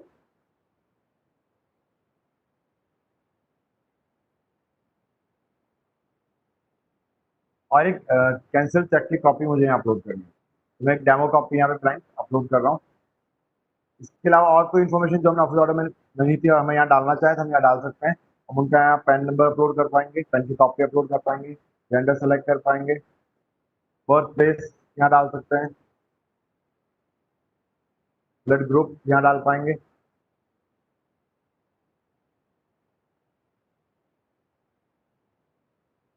then हमारे अगर वो इस सेक्शन में वो ज्वाइन कर रहे हैं वो हम यहाँ पे डाल पाएंगे। उनकी प्रीवियस सर्विस अगर वो काउंटेड है या नॉट काउंटेड है तो उसका रेफरेंस नंबर, उसका डॉक्यूमेंट, उसको हम यहाँ पे डाल पाएंगे। देन हमारे हर डेजिग्नेशन के अगेंस्ट में आईपास के कुछ डेजिग्नेशन है, तो इन केस अगर हमारा आईपास का डेजिग्नेशन मैच कर रहा है, हमने मैच करवाएं, अगर वो मैचिंग सेम है, एक्यूरेट है, तो आपको यहाँ पे एक डेजिग्नेशन मिलेगा जो आपको डालना होगा। इन केस अगर मिसमैच वाला कोई डेजिग्नेशन होगा तो उसके अगेंस्ट आईपास के 2 या 3 डेजिग्नेशन आपको यहाँ दिख सकता है। तो जो मोस्ट एक्यूरेट डेजिग्नेशन होगा वो आपको यहाँ डालना पड़ेगा, और यही डेजिग्नेशन हम आगे आईपास को फॉरवर्ड करेंगे सैलरी प्रोसेसिंग पे। तो ये जब डेटा मेरा यहाँ कंप्लीट हो गया, मैं इसको एक बार ड्राफ्ट कर सकता हूँ सेम प्रोसेस में, या फिर मैं उसको यहाँ पे सबमिट कर सकता हूँ। अगर कोई डेटा मेरा मिसिंग है तो वो मुझे यहाँ पे सिस्टम को ब्लॉक करेगा और उसको एंट्री करने को बोलेगा। जैसे डेट ऑफ नेक्स्ट इंक्रीमेंट हमें यहाँ पे डालनी होगी। ये इन्फॉर्मेशन आईपास को अपने प्रोसेसिंग के लिए चाहिए, तो मैंने यहाँ डाल दिया डेट ऑफ नेक्स्ट इंक्रीमेंट, और ये डेटा सबमिट कर दिया। सबमिट करने के लिए अगेन मुझे अपना ट्रांजेक्शन OTP यहाँ पे डालना होगा। तो ट्रांजेक्शन OTP के लिए मैं डिलीट कर ट्रांजेक्शन OTP कॉपी कर रहा हूँ। का ट्रांजेक्शन OTP है ये। जैसे मैंने उनका ट्रांजेक्शन OTP डाला, ये डेटा मेरा सबमिट हो गया है। तो कैरियर इवेंट का जहां आप डेटा कैप्चरिंग कर रहे हैं ज्वाइनिंग की, फर्स्ट स्टेज हमारा रिकॉर्डिंग ऑफ ज्वाइनिंग इन्फॉर्मेशन हमारा कंप्लीट होता है। अब सेकंड स्टेज में हम सेम वे वेरिफिकेशन अथॉरिटी और एक्सेप्टिंग अथॉरिटी के पास से डेटा प्रोसेस फ्लो करें। तो उसके लिए मैंने अपने डीलिंग क्लर्क से लॉग आउट किया और अपने वेरिफिकेशन अथॉरिटी से लॉग इन किया।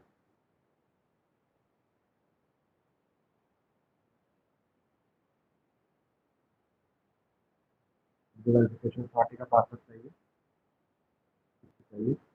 और वेरिफिकेशन अथॉरिटी के पास जब हम आएंगे तो मेन्यू सेक्शन वही है हमारा, कैरियर इवेंट अपडेट में जाएंगे हम और वेरीफाई न्यू ज्वाइनिंग पे हम यहाँ गए। जो एम्प्लॉय हमने अभी सबमिट किया था डीलिंग क्लर्क में, उसका नाम और उसका पैन नंबर हमारे पास है, उसको हम सेलेक्ट करते हैं। जो इन्फॉर्मेशन डीलिंग क्लर्क को मैं डाली है या ऑफिस ऑर्डर के थ्रू आई थी, वो सारी इन्फॉर्मेशन हमारे पास यहाँ रीड ओनली मोड में, और वो इन्फॉर्मेशन को यहाँ देख सकते हैं उनका फोटोग्राफ क्या था, या उन्होंने कोई डॉक्यूमेंट अगर अपलोड किया डीलिंग क्लर्क में वो देख सकते हैं। जिस ऑफिस ऑर्डर के अगेंस्ट में ज्वाइन कर रहे हैं वो यहाँ देख सकते हैं, ताकि हम उसको वेरीफाई कर पाए कि हाँ इस ऑफिस ऑर्डर के अगेंस्ट में एम्प्लॉय हमारे पास आया है। ये सारी इन्फॉर्मेशन हम यहाँ पे जब वेरीफाई कर लेते हैं तो वेरिफिकेशन अथॉरिटी के पास 2 ऑप्शन है, या तो वो इन्फॉर्मेशन गलत होने के केस में रिटर्न कर सकते हैं डीलिंग क्लर्क को, या ये इन्फॉर्मेशन को फॉरवर्ड कर सकते हैं हमारे एक्सेप्टिंग अथॉरिटी को। ये डेटा हमने एक्सेप्टिंग अथॉरिटी को फॉरवर्ड कर लिया है, तो हमारा सेकंड स्टेप स्टेज का कंप्लीट होता है। अब थर्ड स्टेप पे आते हैं। थर्ड स्टेप पे हम आएंगे तो मैंने अपने वेरिफिकेशन अथॉरिटी से लॉग आउट किया और मैं लॉग इन करने जा रहा हूँ हमारे एक्सेप्टिंग अथॉरिटी के।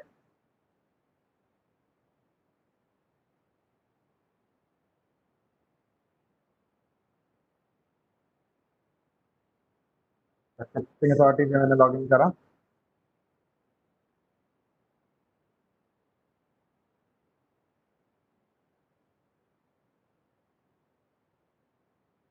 एक्सेप्टिंग अथॉरिटी से लॉग इन होने के बाद जो मेरा मेन्यू सेक्शन है वही लेफ्ट साइड में हम जाएंगे कैरियर इवेंट सेक्शन के अंदर।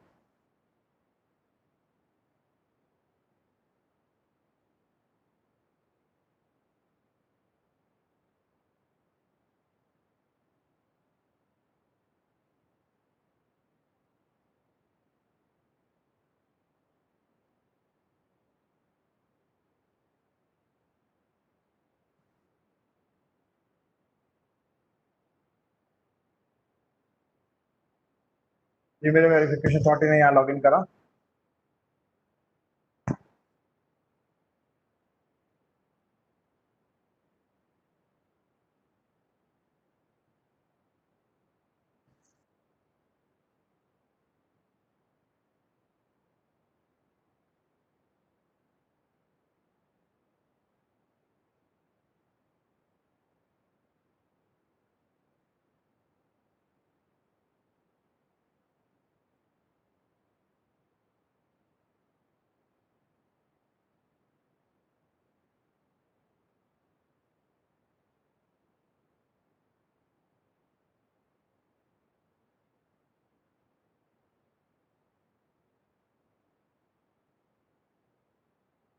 लेफ्ट साइड में हम आएंगे एक्सेप्टेंस अथॉरिटी के पास, कैरियर इवेंट अपडेट मेन्यू के अंदर। यहाँ पे हमारे पास जो एक्सेप्टेंस के सारे मेन्यू राइट होंगे, तो एक्सेप्ट न्यू ज्वाइनिंग पे मैं आता हूँ। एक्सेप्ट न्यू ज्वाइनिंग पे हम आए तो जितने एम्प्लॉइज मेरे पास एक्सेप्टेंस के लिए पेंडिंग होंगे वो मुझे यहाँ लिस्ट आउट हो जाएंगे। मैंने तिलक आर्ट सेलेक्ट किया जो हमने न्यू ज्वाइनिंग करवा थे। तो यहाँ पे अगर आप नोटिस करेंगे तो हमारे पास वो इन्फॉर्मेशन सारी रीड ओनली मोड में है जो हमने ऑप्शन ऑर्डर्स में डाली थी, या जो इन्फॉर्मेशन हमने बिलिंग क्लर्क से एडिट करवाई थी। अगर आप नोटिस करेंगे यहाँ पे तो हमारे पास एचआरएमएस आईडी और आईपास आईडी दोनों अभी तक हमारे पास यहाँ पर ब्लैंक है, क्योंकि जब तक ये डेटा एक्सेप्ट नहीं होता तब तक उस स्टेज में हमारे पास ना उनका एचआरएमएस आईडी हमारे पास होगा, ना आईपास आईडी हमारे पास। तो अगर मैं जब इसको इस डेटा को एक्सेप्ट करने जा रहा हूँ तो एग्जैक्ट इस पर्टिकुलर टाइम पे बैकग्राउंड में क्या क्या ट्रांजेक्शन होने वाले हैं। इस डेटा के एक्सेप्टेंस में हमारा एम्प्लॉय मास्टर का रिकॉर्ड जनरेट होने वाला है और ये सारा इस एम्प्लॉय के लिए ओपन होने वाला है, ताकि इनका एचआरएस आईडी जब जनरेट हो जाएगा, जैसे हम इस डेटा को यहाँ से एक्सेप्ट करेंगे, जैसे एचआरएस आईडी जनरेट होगा उनका एम्प्लॉय मास्टर और ये सारा हमारे लिए एक्सेसिबल हो जाएगा। देन सेम इन्फॉर्मेशन हम पास करेंगे आई पास को फॉर सैलरी जनरेशन। जब ये इन्फॉर्मेशन आई पास को चली जाएगी, उस एम्प्लॉय का एक आई पास नंबर, पहले उस इन्फॉर्मेशन को वैलिडेट करेंगे। जब वो इन्फॉर्मेशन उससे वैलिडेट हो गई है, वो उसका एक आई पास नंबर जनरेट करके हमको रिटर्न कर देंगे। ये डेटा जब हमारे पास रिटर्न आएगा तो उसका आईपास नंबर हमारे पास एम्प्लॉय मास्टर में अवेलेबल होगा। उसके लिए यूजर्स को कुछ नहीं करना होगा, ये सारा प्रोसेस बैकग्राउंड में चलेगा। जो डेटा आईपास को जाना है या एम्प्लॉय मास्टर का रिकॉर्ड जनरेट होना है या वहाँ से आईपास नंबर पाना है, ये पूरा प्रोसेस बैकग्राउंड के अंदर ऑटोमेटिक चलेगा। मैं इस डेटा को यहाँ एक्सेप्ट कर रहा हूँ। जैसे डेटा मेरा एक्सेप्ट होता है उस एम्प्लॉय का हमारा एम्प्लॉय मास्टर जनरेट हो जाता है। तो ये हमारा 3 स्टेज का प्रोसेस था। फर्स्ट स्टेज हमारा ऑफिस ऑर्डर को जनरेट करने वाला था। सेकेंड स्टेज हमारा उनका बिलिंग क्लर्क और वेरिफिकेशन अथॉरिटी द्वारा ज्वाइनिंग की इन्फॉर्मेशन को कैप्चर करने वाला। न्यू ज्वाइनिंग के जो केसेस हैं, फर्स्ट टाइप का ऑप्शन ऑर्डर हमारा जो डायरेक्ट रिपोर्ट के लिए था। सेकेंड ऑर्डर पे जब हम आएंगे तो यही प्रोसेस आपका 2 बार रिपीट होगा। आपका स्टेज 1 में उनका ज्वाइनिंग ऑर्डर निकलेगा, जैसा हमने एग्जैक्टली अभी निकाला। सेकेंड स्टेज में आएंगे तो उनका जो रेगुलराइज होंगे वो फर्स्ट अपॉइंटमेंट के लिए आएंगे, अपॉइंटमेंट से होगा उनका, तो सेकंड स्टेज का ऑफिस ऑर्डर जनरेट होगा और सेम भी उनकी ज्वाइनिंग इन्फॉर्मेशन कैप्चर करी जाएगी। अगर आप सब्स्टिट्यूट के लिए आएंगे तो यही प्रोसेस आपका 3 बार जनरेट होगा। फर्स्ट आप उनको सब्स्टिट्यूट के थ्रू ज्वाइन करवाएंगे, देन उनको टेम्परेरी स्टेटस देंगे, देन उनका रेगुलराइज होंगे वो। सेम ऑफिस ऑर्डर आपके 3 पार्ट में जनरेट हो सकते हैं और तीनों ही केस में उनका ज्वाइनिंग का डेटा कैप्चर किया जाएगा। तो ये हमारा प्रोसेस है न्यू ज्वाइनिंग ऑफिस ऑर्डर का। तो अगर आपको इस वाले पार्ट में कोई कंफ्यूजन है, तो क्लैरिफिकेशन आपको चाहिए तो प्लीज आप उसको पूछ सकते हैं उसको।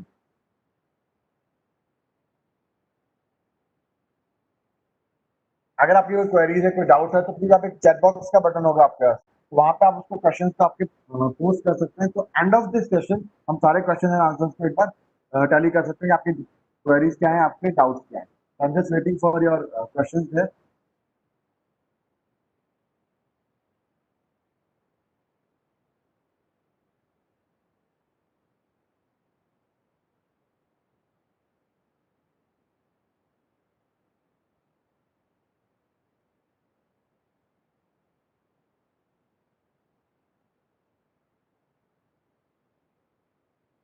तो आगे बढ़ते हैं हमारे आगे के प्रोसेस के लिए। तो जैसे हमारा न्यू ज्वाइनिंग हमारे पास ज्वाइनिंग कर जाता है, तो एक छोटी सी हमने उसकी समरी रिपोर्ट बनाई है, एमआईएस रिपोर्ट। वो आपको ये बताती है कि आपका जो न्यू ज्वाइनिंग है पिछले कुछ टाइम में कितने लोगों ने आपके यहाँ ज्वाइन किया है और उनका करंट स्टेटस डेटा का क्या है। तो यहाँ पे एक है न्यू ज्वाइनिंग रिपोर्ट। जब आप इसको क्लिक करेंगे तो आपके पास ज्वाइनिंग करने वाले एम्प्लॉयज की लिस्ट आपके पास आ जाएगी, जो आपका ज्वाइन कर चुके हैं उनका HRMS आईडी क्या है, उनका पैन नंबर क्या है, उनका अपॉइंटमेंट डेट क्या था, उनका first name, middle name, last name, birth date, ये इन्फॉर्मेशन के साथ आपकी एक एमआईएस रिपोर्ट जनरेट हो जाएगी। तो जैसे इनका डेटा एक्सेप्टेंस स्टेज पे चला जाता है, तो इनका डेटा एक्सेप्ट हो जाता है, तो इनका HRMS आईडी जनरेट करके आपको इस रिपोर्ट में दिखाया जाता है। तो यहाँ पे अगर आप देखेंगे जिनका डेटा एक्सेप्ट नहीं हुआ उनके लिए HRMS आईडी जनरेट नहीं हुआ, वो पार्ट ब्लैंक है, और राइट साइड में उनका एक्सेप्टेंस का डेटा पेंडिंग है पे अथॉरिटी के पास। क्योंकि जैसे ही डेटा एक्सेप्ट होता है उनका HRMS आईडी जनरेट होगा, हम यहाँ से उनका एम्प्लॉय मास्टर ओपन करके देख सकते हैं। मैं एम्प्लॉय मास्टर में जा रहा हूँ, न्यू एम्प्लॉय पेज में क्लिक करूंगा और ये HRMS आईडी डालूंगा। तो जो हमने ऑफिस ऑर्डर जनरेट किया था, कैंडिडेट का डेटा डाला था, वो सारा डेटा हमारे पास यहाँ पे ड्राफ्ट मोड में अवेलेबल होगा। तो जो हमने ऑफिस ऑर्डर जनरेट किया था उसके अंदर हमने जो पैन नंबर डाला है, उनका नाम, फादर्स नेम डाला है, ब्लड ग्रुप डाला है, वो इन्फॉर्मेशन हमारे पास यहाँ अवेलेबल रहेगी। और इनका आईपास नंबर अभी तक जनरेट नहीं हुआ है, तो हम अभी आईपास नंबर की जगह HRMS आईडी को भी यूज कर रहे हैं। एज अ पॉइंट, जब आईपास इस ऑफिस ऑर्डर के रिलेटेड डिटेल को वैलिडेट कर लेगा और हम आईपास आईडी रिटर्न करेगा, तो यहाँ पर उनका आईपास नंबर दिखना शुरू हो जाएगा। करेक्ट। देन उनकी पर्सनल डिटेल हम देखेंगे। पर्सनल डिटेल के लिए हमने ऑफिस ऑर्डर बनाते हैं, उनके आइडेंटिफिकेशन मार्क्स डाले थे, तो आइडेंटिफिकेशन मार्क्स हमारे पास यहाँ आएंगे। हमने उनका फोटोग्राफ अपलोड किया था, वो फोटोग्राफ हम यहाँ पे देख सकते हैं। हमने उनका सिग्नेचर अपलोड किया था, वो सिग्नेचर हम यहाँ देख सकते हैं। देन करंट डिटेल के अंदर हमने उनकी जर्निंग रिलेटेड डिटेल डाली थी, उनका जोन क्या होगा, स्टेशन क्या होगा और किस सेक्शन में वो काम करेंगे। देन उनकी पे रिलेटेड डिटेल हमने डाली थी, कि डिपार्टमेंट डेजिग्नेशन क्या होगा। मेडिकल सेक्शन में हम आएंगे, तो मेडिकल सेक्शन में हमने तो medical certificate number, medical classification डाला था, तो वो इन्फॉर्मेशन यहाँ सारी आ जाएगी। तो हमारा वो एम्प्लॉय हमारे पास एम्प्लॉय मास्टर में बाकी की डेटा एंट्री के लिए या बाकी के प्रोसेस के लिए अवेलेबल होगा। ये हमारा फर्स्ट टाइप का ऑफिस ऑर्डर था, न्यू जॉइनिंग ऑफिस ऑर्डर, जो यहाँ खत्म होता है। अब हम सेकंड टाइप के ऑफिस ऑर्डर पे आते हैं, that is transfer posting promotion. ये ऑफिस ऑर्डर जनरेट करने के लिए सेम 3 स्टेज का प्रोसेस है हमारे पास। फर्स्ट स्टेज के अंदर हम उनका प्रमोशन ऑर्डर या ट्रांसफर ऑर्डर इशू करेंगे। ये हो सकता है कि उनका ट्रांसफर ऑर्डर मल्टीपल लेवल्स पे निकलता है, लाइक ऑफिसर का ट्रांसफर ऑर्डर है वो रेलवे बोर्ड से पहले निकले, फिर जोनल हेडक्वार्टर से पहले निकले, फिर डिविजनल हेडक्वार्टर से उनका ट्रांसफर ऑर्डर। तो ट्रांसफर ऑर्डर जनरेट करने का प्रोसेस वो आइटरेटिव है, मल्टीपल ऑफिस ऑर्डर उसमें अलाउड है। प्रमोशन के लिए आपका प्रमोशन ऑर्डर एक बार निकलेगा और प्रमोशन के रिलेटेड डिटेल आप उस ऑफिस ऑर्डर में डालेंगे। जब ये डेटा डीलिंग क्लर्क उसको एंट्री कर देगा, देन सेम 3 स्टेप्स हम फॉरवर्ड करेंगे उस डेटा को। वो डेटा हम वेरीफाई करेंगे वेरिफिकेशन अथॉरिटी से और अप्रूव करवाएंगे एक्सेप्टिंग अथॉरिटी। तो ये प्रोसेस से आपका ऑफिस ऑर्डर जनरेट हो जाएगा। इन केस आपका एम्प्लॉय आपकी यूनिट से बाहर जा रहा है, देन उस केस में हम उनको रिलीव करने की जरूरत पड़ेगी। तो आपकी जो करंट उनकी वर्किंग है उसमें हम उनको रिलीव मार्किंग करेंगे। सबसे मार्किंग कर रहे हैं तो इसलिए हम उनको 3 स्टेप्स में नहीं लेके जा रहे हैं। यहाँ पे आपको उस ऑफिसर की या एम्प्लॉय की वो डिटेल डालनी होगी कि उन्होंने अपना चार्ज हैंडओवर किस डेट को किया था, किस अथॉरिटी को उन्होंने वो चार्ज हैंडओवर किया है, वो रिलेटेड डिटेल रहेगी। देन सेकंड स्टेज पे जब आप आएंगे कि आपका एम्प्लॉय आपके यूनिट से बाहर जा रहा है, तो यहाँ से ट्रांसफर तो हो गया, वो वहां जाके जब रिपोर्ट करेंगे वहां पे, तो उनका वहाँ पोस्टिंग ऑर्डर इशू हुआ। पोस्टिंग ऑर्डर इशू करने का जो प्रोसेस वो भी आइटरेटिव है, आप मल्टीपल पोस्टिंग ऑर्डर इशू हो सकता है। और प्रोसेस उसका सेम है कि डीलिंग क्लर्क पोस्टिंग ऑर्डर की डिटेल डालेगा, वेरिफिकेशन अथॉरिटी उसको वेरीफाई करेगा और अप्रूविंग अथॉरिटी को एक्सेप्ट करके पोस्टिंग ऑर्डर इशू कर देगा। देन हम आते हैं कि वहां जब पोस्टिंग ऑर्डर इशू हो गया, तो वो एम्प्लॉय जो रिपोर्ट कर रहा है, वहां जो ज्वाइन कर रहे हैं, तो उसकी डिटेल को हम ज्वाइनिंग प्रोसेस में डालेंगे। अगर प्रमोशन का केस है, तो प्रमोशन के केस में आपका रिलीज नहीं होगा एम्प्लॉय, जब भी सेम लोकेशन पे हो, या स्टेज का जो पोस्टिंग ऑर्डर है वो उसका उस केस में इशू ना हो, आपका फर्स्ट ऑर्डर ही इशू हो। प्रमोशन का जो ऑर्डर इशू हुआ है उसके अगेंस्ट वो सीधा वहाँ पे न्यू रिस्पॉन्सिबिलिटीज जो रिज्यूम करेंगे, तो वहां पे ज्वाइनिंग की डिटेल डाली जाएगी। उस केस में आपका रिलीज वाला पार्ट में भी ना हो और स्टेज 2 का जो ऑफिस ऑर्डर है, पोस्टिंग वाला ऑर्डर, मे भी वो ना हो। आपका प्रमोशन के केस में आप ऑफिस ऑर्डर यहाँ जनरेट करके सीधा ज्वाइनिंग की डिटेल डालेंगे।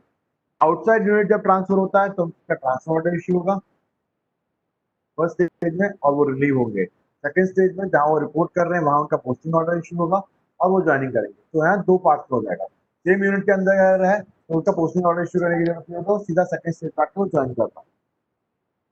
ये प्रोसेस भी अगेन उसी 3 प्रोसेस से जाएगा। ज्वाइनिंग इन्फॉर्मेशन रिकॉर्ड करी जाएगी डीलिंग क्लर्क द्वारा, वेरिफिकेशन अथॉरिटी उस डेटा को वेरीफाई करेगा, देन एक्सेप्टिंग अथॉरिटी उसको एक्सेप्ट करेगा।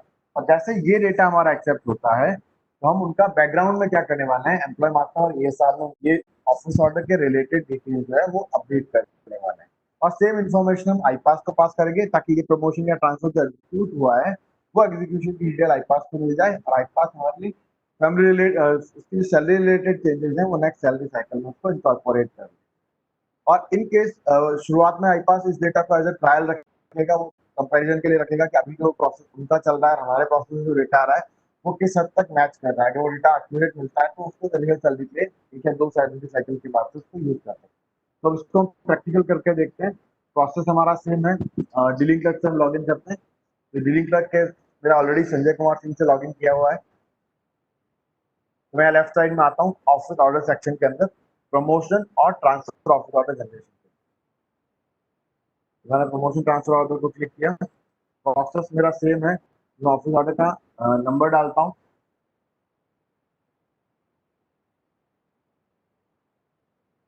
ऑफिस ऑर्डर नंबर मैं अपने यूनिट के जो भी फॉर्मेट है उस यूनिट के फॉर्मेट के हिसाब से डाल रहा हूँ। ऑफिस ऑर्डर नंबर डालने के बाद मैंने गो पे क्लिक किया, तो जिस तरह से न्यू जॉइनिंग के केस में आपका एक फॉर्म खुल गया था एंट्री के लिए, तो इनमें यहाँ भी वो फॉर्म खुल जाएगा। अब यहाँ ऑफिस ऑर्डर टाइप के केस में आपको 3 सेलेक्टेड कैटेगरीज हैं कि आपका प्रमोशन ऑर्डर है। अगर यहाँ प्रमोशन ऑर्डर सेलेक्ट करते हैं तो आपको प्रमोशन के रीजंस आगे जाके सेलेक्ट करने होंगे एम्प्लॉय के। ट्रांसफर ऑर्डर है तो ट्रांसफर के रीजन सेलेक्ट करने होंगे। प्रमोशन कम ट्रांसफर है तो जिन केसेस में प्रमोशन और ट्रांसफर दोनों होते हैं वो हमने लिस्ट आउट करते हैं। तो प्रमोशन कम ट्रांसफर यहाँ सेलेक्ट कर रहा हूँ। नीचे आते हैं तो हमारा टेम्पलेट का तरीका वही है, प्रमोशन का या आपका जो भी टेम्पलेट बना हुआ होगा डीलिंग क्लर्क के पास वो टेम्पलेट मैं यहाँ सेलेक्ट करता हूँ। तो मेरे पास वो टेम्पलेट के रिलेटेड डिटेल सारी यहाँ पर शो हो गई है। मैं डिटेल को यहाँ जब चाहूँ उसको एडिट कर सकता हूँ, तो इशू नहीं है। Then issuing office, issue by, ये मेरे पास यहाँ पे ऑलरेडी अवेलेबल है, तो चाहूँ तो ये एडिट कर। और जब मेरे पास ये डेटा ठीक हो जाता है तो मेरे पास अगेन दो ऑप्शन है, या तो मैं इसको सबमिट करूंगा या सेव एज अ ड्राफ्ट करूंगा। तो सेव एज अ ड्राफ्ट मैंने किया तो उसकी कॉपी मेरे पास ड्राफ्ट से सेव हो गई। तो अगली बार लॉग इन करके मैं इसको एडिट कर पाऊंगा। अब जो इंपॉर्टेंट पार्ट हमारे पास आता है सेंटर में, इस ऑफिस ऑर्डर के केस में एम्प्लॉइज को अटैच करना, कौन कौन से एम्प्लॉय आपके इस ऑफिस ऑर्डर से अफेक्टेड होंगे।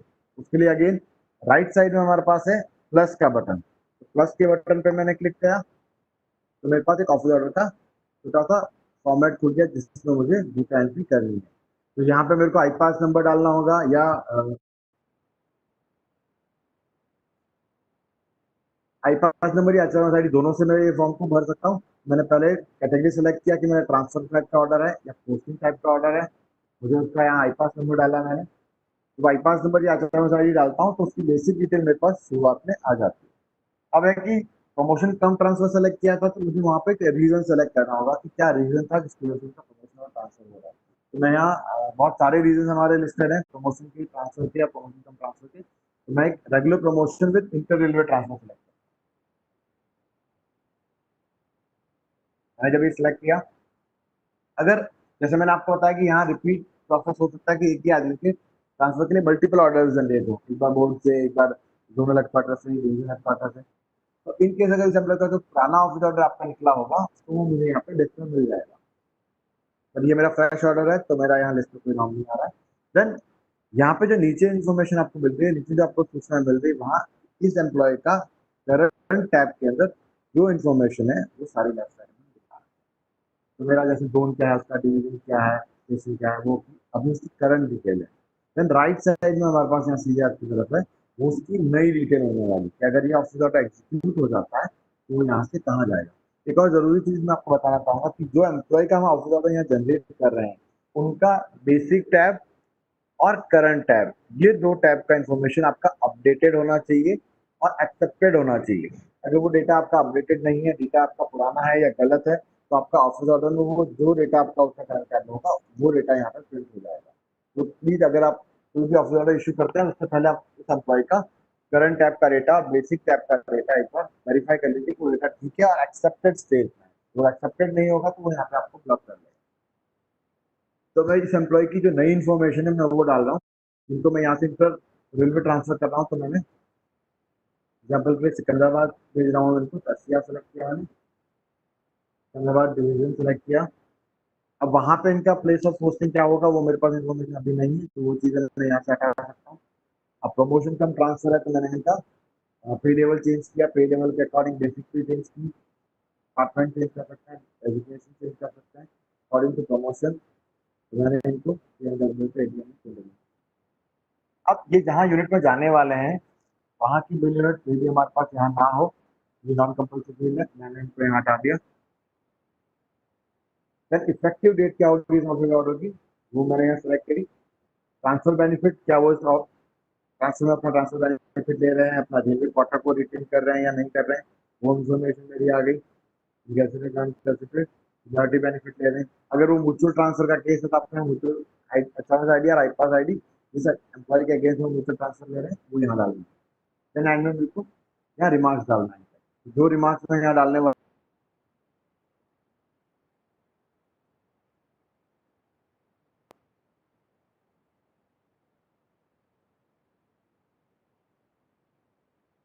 तो यहाँ रिमार्क्स मैंने डाला और सेव पे क्लिक किया।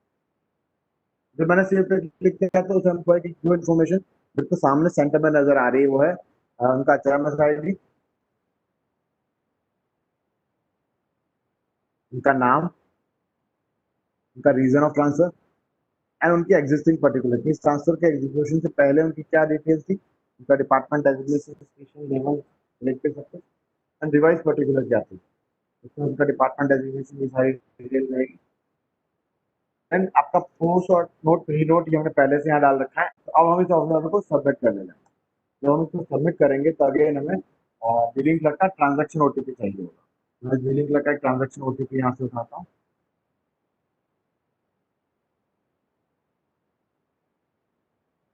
और ये ऑफिस ऑर्डर में सबमिट कर रहा हूँ। तो आपका जो ट्रांजैक्शन ट्रांसफर ऑर्डर का फर्स्ट स्टेज जो था हमारा कि डीलिंग क्लर्क आपका ऑफिस ऑर्डर को कंपोज करेगा, वो ऑफिस ऑर्डर को पूरा ड्राफ्ट बनाएगा, तो वो स्टेज हमारा कंप्लीट हो गया है। अब मैं यहाँ से इसको लॉग आउट कर रहा हूँ। सेकेंड स्टेप पे आने के लिए मैंने यहाँ वेरिफिकेशन अथॉरिटी से लॉग इन किया। इसके लिए अगेन मुझे वेरिफिकेशन अथॉरिटी की क्रेडेंशियल्स चाहिए, उनका आईडी पासवर्ड ओटीपी डालना पड़ेगा। आगे का प्रोसेस जो होगा वो हमारा एग्जैक्ट सेम होगा जैसा हमारा न्यू ज्वाइनिंग का प्रोसेस था। वेरिफिकेशन अथॉरिटी वेरिफिकेशन साइड में आएंगे, वेरीफाई प्रमोशन ऑर्डर पर क्लिक करेंगे।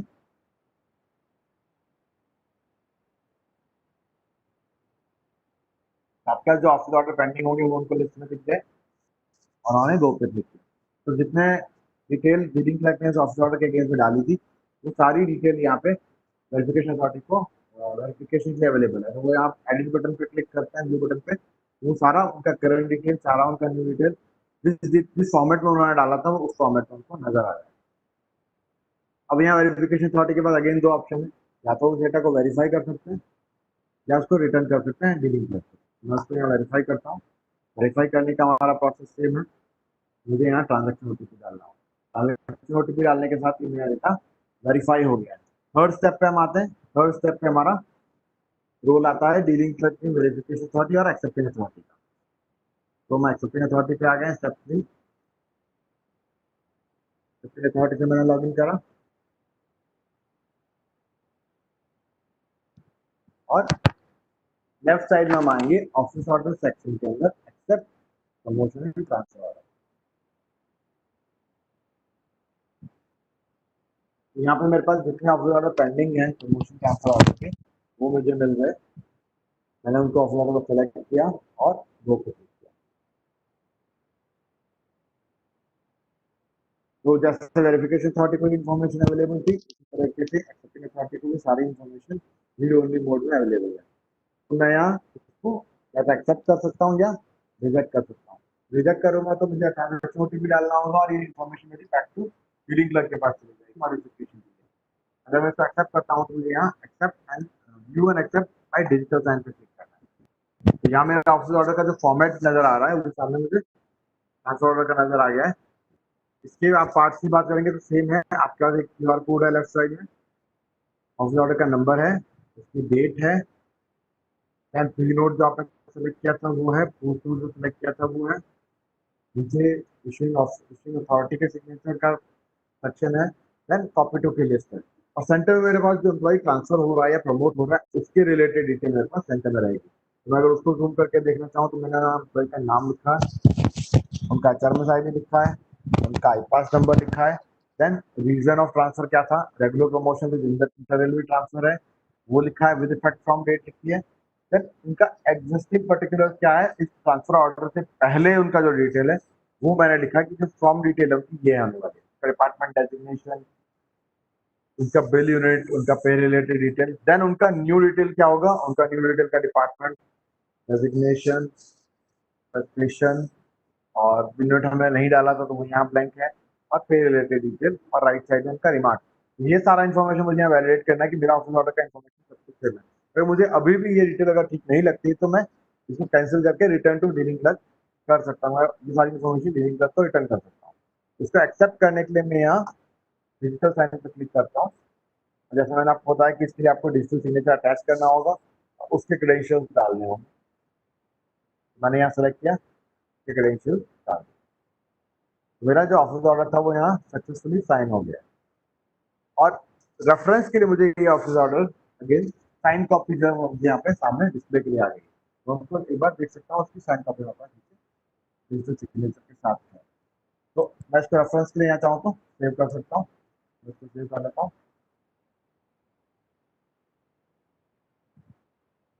तो ये पीडीएफ मैंने ट्रांसफर ऑर्डर की करेक्ट। तो यहाँ पे हमारा ट्रांसफर प्रमोशन ऑर्डर का स्टेज 1 पार्ट कंप्लीट होता है। हमने डीलिंग क्लर्क से एंट्री कराई, वेरिफिकेशन अथॉरिटी से वेरीफाई कराया, एक्सेप्टेंस अथॉरिटी से एक्सेप्ट कराया। तो सेकंड पार्ट जो आता है हमारा कि अगर ये हमारा employee out of the unit जा रहा है, मेरा इंटर रेलवे, इंटर जोन या inter division kind of transfer है, तो मुझे यहाँ पे इसको रिलीज करना होगा। रिलीज करने के लिए मेरे पास ऑप्शन हुई है, डीलिंग क्लर्क से मैं लॉग इन करूंगा। डीलिंग क्लर्क का क्रेडेंशियल्स यूज किया, आईडी पासवर्ड एंड ओटीपी से लॉग इन किया। रिलीज करने के लिए हमारे पास लेफ्ट साइड में हम आएंगे कैरियर इवेंट सेक्शन में। कैरियर इवेंट सेक्शन में हमारे पास जो मेन्यू हमारे पास है वो है रिलीज एम्प्लॉय। रिलीज एम्प्लॉय पर सेट किया और एचआरएमएस आईडी डाला एम्प्लॉय का और गो पे क्लिक किया। तो यहाँ हम सिर्फ उनकी मार्किंग कर रहे हैं कि ये एम्प्लॉय को हमने यहाँ से रिलीज कर लिया है। तो ये हम 3 स्टेज में नहीं लेके जा रहे हैं, एक्सेप्टिंग वेरिफिकेशन 3 स्टेज में नहीं लेके जा रहे हैं। तो यहाँ पे हमने सिंपली वो इन्फॉर्मेशन को डालना है। ये ऑफिसर का आईडी डाला हमने तो उनका बेसिक डिटेल आ गया कि आपका रिलीज डिटेल ऑफ जो हमारा एम्प्लॉय है Rohit Prakash Sharma against office order number जो हमने अभी ऑफिस ऑर्डर जनरेट किया था उस ऑफिस ऑर्डर के अगेंस्ट हम उसको रिलीज कर रहे हैं। तो यहाँ पे हमारे पास ऑफिस ऑर्डर नंबर ऑलरेडी है, उसकी डेट है। हमें जो इन्फॉर्मेशन डालनी है कि उनका चार्ज हैंडओवर का डेट क्या था, कि उन्होंने कब वो चार्ज हैंडओवर किया और उनको हमने कब रिलीज किया, ये 2 इन्फॉर्मेशन हमको यहाँ पे डालनी है। वो इन्फॉर्मेशन हमने डाल दी। देन चार्ज हैंडओवर हमने किस अथॉरिटी को किया, जैसे वर्कशॉप है तो वर्कशॉप की हाईएस्ट अथॉरिटी है पर्सनल बैंक के हमने वो डाल दिया। देन उनका लास्ट इंक्रीमेंट क्या रेट था वो हमें आईपास को पास करना है, तो वो जो भी रेट है वो हम यहाँ पे डाल सकते हैं। देन रिमार्क्स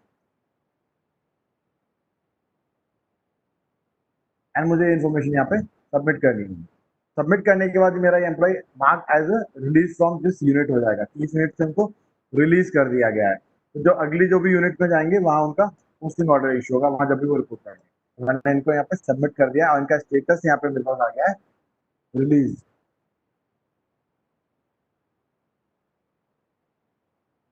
आपका प्रमोशन कम ट्रांसफर का स्टेज 1 हमारा कंप्लीट हुआ। स्टेज 1 का जो सेकंड पार्ट था रिलीविंग ऑफ एम्प्लॉय, ये हमारा हमने कंप्लीट किया और हमने इसकी एम्प्लॉय मास्टर में मार्किंग कर ली कि ये एम्प्लॉय हमारा यहाँ से रिलीव हो चुका है।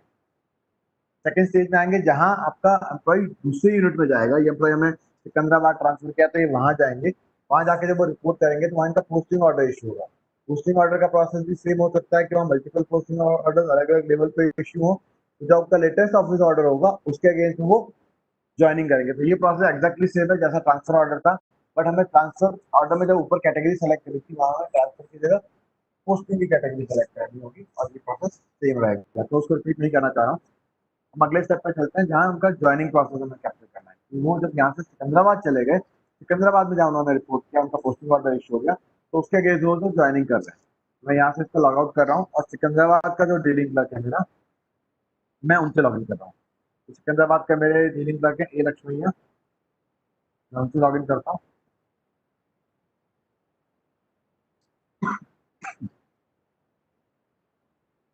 उनका आईडी, उनका पासवर्ड, उनका ओटीपी डाला मैंने और लॉग इन किया।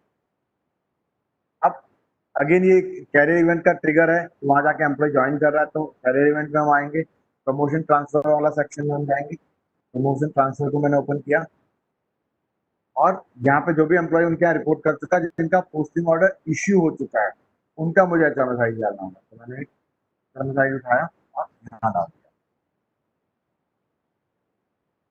तो जो हमने कल एक एम्प्लॉय को वहां से ट्रांसफर किया था, उनका पोस्टिंग ऑर्डर हमने इशू किया था, वो इन्फॉर्मेशन मेरे पास यहाँ सामने है। तो एम्प्लॉय की बेसिक डिटेल आ चुकी है, स्टेटस है उनका रिलीज, तो जैसे कि अपने पिछले स्टेज पे किया कि एम्प्लॉय को रिलीज किया। तो joining details of mister Dilip Kumar against this office order number. Same way office order type क्या था, इनका प्रमोशन ट्रांसफर दोनों है। रीजन क्या था, रेगुलर प्रमोशन हुआ विद इंटर रेलवे ट्रांसफर। और लेफ्ट साइड में हमारे पास जो इन्फॉर्मेशन है उनकी करंट डिटेल है कि अभी जो उनकी वर्किंग डिटेल है उनके करंट टैब में, वो मेरे पास यहाँ से आ रही है जो ऑफिस ऑर्डर का पार्ट थी। देन न्यू डिटेल में कि वो कहाँ जा रहे हैं, कहाँ ज्वाइन कर रहे हैं, वो सारी इन्फॉर्मेशन मेरे पास यहाँ पे आएगी। तो इसमें मैं उनका एग्जैक्ट पोस्टिंग स्टेशन मे भी आपके पास ऑफिस ऑर्डर के वक्त में ना हो, तो आप उनको यहाँ पे चेंज कर सकते हैं। देन ऑफिस सेक्शन वाला पार्ट आप यहाँ चेंज कर सकते हैं। उनका बिल यूनिट यहाँ पे आप चेंज कर सकते हैं कि आपका जब ज्वाइनिंग के लिए आ रहे हैं तो एग्जैक्ट वो कौन से बिल यूनिट का पार्ट होंगे वो यहाँ पे आप डाल पाएंगे। आपको ये थोड़ा सा उसमें ध्यान रखना होगा कि बिल यूनिट आप सही डालें। अगर आप गलत बिल यूनिट डालेंगे तो एम्प्लॉय आपको हो सकता है उस बिल यूनिट के अकॉर्डिंग ट्रांसफर हो जाए। देन उनका नेक्स्ट इंक्रीमेंट डेट क्या होने वाला है वो हम यहाँ डालेंगे। ये डिटेल हमको आईपास को आगे भेजनी होगी सैलरी पर्पज के लिए। देन उन्होंने चार्ज को कब टेक ओवर किया वो डिटेल मुझे डालनी है।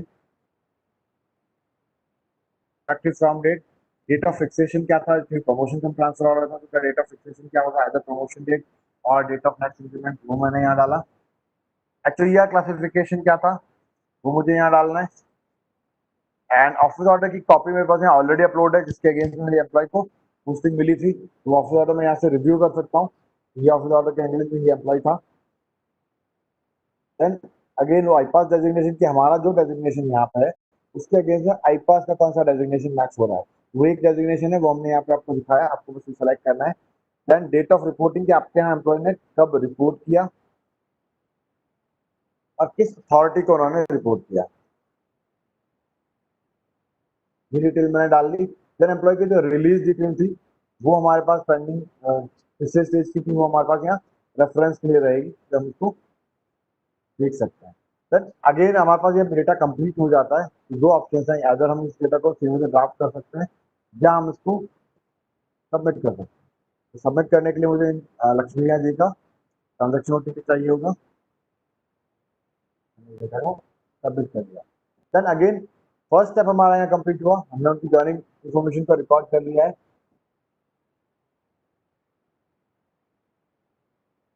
सेकेंड स्टेज पे हम आएंगे कि ये डेटा को हमें वेरीफाई करना होगा।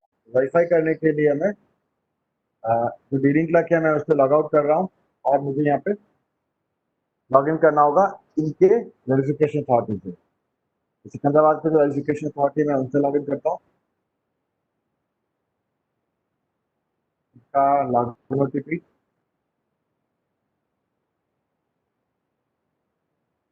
अब हम लेफ्ट साइड में आएंगे वेरिफिकेशन के लिए, कैरियर इवेंट सेक्शन के अंदर verify promotion and transfer detail में हम गए।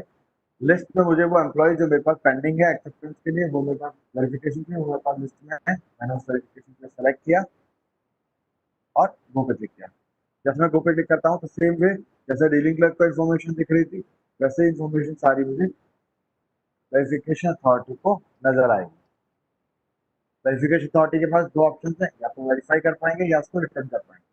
तो मैं ये इन्फॉर्मेशन को यहाँ वेरीफाई करता हूँ और वेरिफिकेशन करने के लिए मुझे बालासुब्रमण्यम जी जो मेरे VA हैं उनका ट्रांजेक्शन ओटीपी चाहिए होगा और मैं इसको यहाँ वेरीफाई करता हूँ।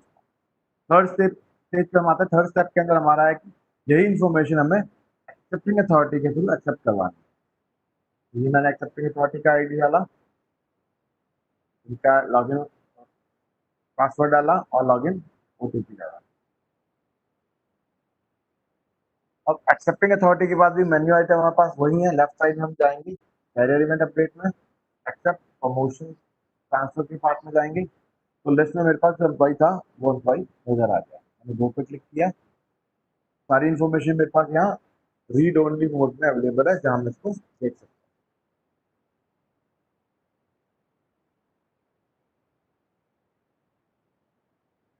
अगेन ये डेटा अगर मेरे पास ठीक मिलता है, मुझे इसमें कोई चेंजेस की रिक्वायरमेंट नहीं है, तो मैं इस डिटेल को यहाँ एक्सेप्ट करता हूँ। अब जब मैं इस डिटेल को यहाँ एक्सेप्ट करूंगा मेरे ट्रांजेक्शन ओटीपी के साथ, तो क्या ट्रांजेक्शन बैकग्राउंड में होने वाला है वो हम देख लेते हैं कि उनका बैकग्राउंड में एम्प्लॉय मास्टर का रिकॉर्ड जो करंट टैब का है वो इस स्टेज से कैरियर इवेंट से अपडेट हो जाएगा। देन इस एम्प्लॉय का प्रमोशन और ट्रांसफर दोनों हुए हैं, तो प्रमोशन टैब के अंदर और ट्रांसफर टैब के अंदर उनकी एक एंट्री बढ़ जाएगी, जो ये ट्रांजेक्शन होगा वो जाके वहां लिस्ट में ऐड हो जाएगा। अगर डेपुटेशन आउट का केस है तो डेपुटेशन वाले टैब में उसकी एंट्री हो जाएगी। सिर्फ अगर आपके जो भी टैब हैं, करंट टैब और बेसिक टैब का ऑलरेडी एक्सेप्टेड स्टेट में, तो उनका स्टेज वही रहेगा। अगर ये सार के अंदर प्रमोशन और ट्रांसफर टैब जिस भी स्टेज में है वो वेरीफाई है, उस स्टेज एक्सेप्टेड है, या ड्राफ्ट मोड में हो, जिस भी मोड में है वो उसी मोड में रहेंगे, बस इस ट्रांजेक्शन का डेटा उसके एंड में जाके जुड़ जाएगा, सबसे नीचे वो जुड़ जाएगा, ये होगा। देन ये डेटा हम आईपास को भेजेंगे, अगेन सैलरी पर्पज से जाएगा कि उनका सैलरी साइकिल में उसको इनकॉर्पोरेट करें, अगर वो डेटा उनको ठीक लगता है तो उसको सैलरी में इनकॉर्पोरेट करेंगे। मीडिया इक्विपमेंट की टेस्टिंग के बाद मैं यहाँ पे इस डेटा को एक्सेप्ट करता हूँ। एक्सेप्ट करने के लिए मुझे जो लक्ष्मीया जी हैं उनका ट्रांजेक्शन ओटीपी डाला और मेरा ये डेटा यहाँ एक्सेप्ट हो गया।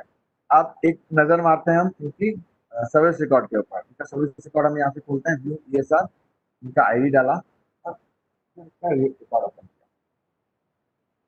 तो अब इनका मैं जो एम्प्लॉयमेंट डिटेल में मैं जाऊंगा तो इनका जोन सिकंदराबाद हो गया, यूनिट इनका सिकंदराबाद हो गया, स्टेशन पेज इनका सिकंदराबाद हो गया, और इनका बेसिक पे जो प्रमोशन हुआ था उसके अकॉर्डिंग बदल गया, करंट पे लेवल 7 से 8 हो गया है। अब मैं नीचे आऊंगा प्रमोशन ट्रांसफर टैब के पास, प्रमोशन टैब में आऊंगा तो प्रमोशन टैब में मेरा जो अभी का ट्रांजेक्शन था जो आज की डेट का है हमारा, वो डेट की एंट्री यहाँ पे आ गई है, और इनका मैं डेट ऑफ फिक्सेशन वगैरह जो डिटेल डाली थी वो मेरे पास आ चुकी है। ट्रांसफर टैब में आऊँगा, सॉरी ट्रांसफर टैब में आऊंगा, ट्रांसफर टैब में जैसे मेरा रीजन ऑफ ट्रांसफर क्या था कि प्रमोशन के अगेंस्ट में उसका ट्रांसफर हुआ है, इंटर रेलवे ट्रांसफर हुआ है। अब ट्रांसफर फ्रॉम डिटेल में जो जोतू वर्कशॉप में थे, कौन से ऑफिस में थे, देन डिपार्टमेंट डेजिग्नेशन क्या था, और ट्रांसफर टू की डिटेल में कि वो कहाँ ट्रांसफर हुए हैं, सिकंदराबाद डिवीजन में ट्रांसफर हुए हैं, वहाँ पे कौन से ऑफिस के अंदर ट्रांसफर हुए हैं। देन उनका डिपार्टमेंट डेजिग्नेशन क्या था, वो सीनियर सेक्शन इंजीनियर से प्रमोट होकर वो कॉमन कैडर में आ गए, पीडीएमई में हो गए। देन चार्ज उन्होंने कब टेक ओवर किया, जो हमने अभी कैरियर इवेंट में डाला, वो डेट यहाँ पे आ गई, और ऑफिस ऑर्डर नंबर क्या था जिसके अगेंस्ट में उनका ये पार्ट ऐड हुआ है। ये सारी डिटेल हमारे पास जो भी स्टेटस उस टैब का है वेरीफाइड, जैसे हमें यहाँ देखना तो वेरीफाइड स्टेटस में ये डेटा अपेंड हो गया, वो सबसे नीचे जाके वो जुड़ गया है। आपके पास ऑप्शन है कि आप कभी भी इस डेटा को एडिट कर पाएंगे, जैसे कुछ इन्फॉर्मेशन अगर मिसिंग है प्रीवियस लोकेशन पर उन्होंने तब चार्ज विंडो में किया था वो इन्फॉर्मेशन यहाँ पर नहीं, तो वो हम यहाँ पे कभी भी ट्रांसफर ऑर्डर के अगेंस्ट में डाल पाएंगे। ये सारा इन्फॉर्मेशन हमारा सबमिट हो गया। तो सेकंड टाइप का ऑफिस ऑर्डर था हमारा, वो हमारे यहाँ कंप्लीट होता है। हमने एक प्रमोशन ट्रांसफर का केस लिया जहाँ मैं उसका ट्रांसफर ऑर्डर इशू किया, एम्प्लॉय को रिलीव करवाया, देन उसका पोस्टिंग ऑर्डर इशू होता है इन जनरल, देन उनकी ज्वाइनिंग की इन्फॉर्मेशन होती है। जैसे ही ज्वाइनिंग की इन्फॉर्मेशन हमारी एक्सेप्ट हुई, हमने उनका एम्प्लॉय मास्टर अपडेट किया, ईएसआर के टैब में उनका रिकॉर्ड अपडेट किया, आईपास को सैलरी के लिए डेटा ट्रांसफर कर दिया। हाँ आईपास, सबको आईपास को इस इन्फॉर्मेशन को वैलिडेट करके को यूज कर पाएगा। ये हमारा प्रोसेस यहाँ प्रमोशन ट्रांसफर का कंप्लीट होता है। इससे पहले कि हम आगे बढ़े एग्जिट वाले ऑफिस ऑर्डर के लिए, I take a break of 8 to 10 second. आप एक बार आपकी कोई क्वेरीज है, आपके कोई डाउट्स है, कोई क्वेश्चंस हैं, तो प्लीज आपका एक चैट बॉक्स का ऑप्शन होगा, उस चैट में जाके उसको पोस्ट कीजिए, या एक क्वेश्चन आंसर का एक बटन है, क्वेश्चन एंड आंसर में जाके अपने क्वेश्चन को पोस्ट कीजिए, ताकि इस डेमो के बाद हम आपके क्वेश्चंस को ले पाएंगे।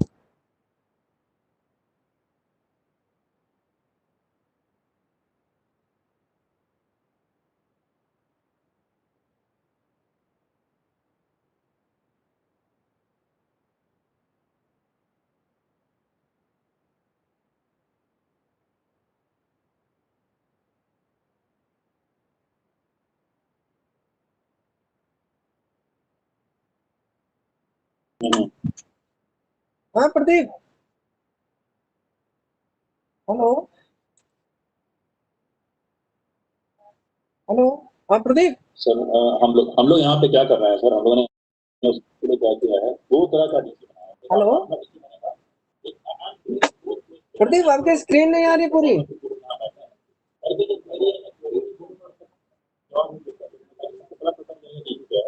हेलो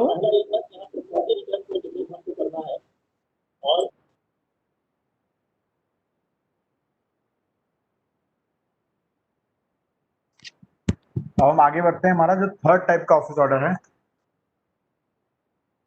अगला जो टाइप का ऑफिस ऑर्डर है वो है हमारा पास एग्जिट और सुपरएनुएशन वाला। कैप्टन रेलवे सिस्टम से जब एम्प्लॉय कोई एग्जिट होता है किसी भी रीजन से, तो वो एक टाइप का ऑफिस ऑर्डर हमारा निकालेंगे। तो उसका प्रोसेस भी सेम रहेगा। डीलिंग तक उसकी ड्राफ्ट एंट्री करेगा, वेरिफिकेशन को वेरीफाई करेगा, एक्सेप्ट की रिपोर्ट को एक्सेप्ट करेगा और डिजिटली साइन करेगा। और फेज 2 में उसकी रिलीविंग की इन्फॉर्मेशन डालेंगे। अब जैसे कुछ लोकेशन पे ऐसा है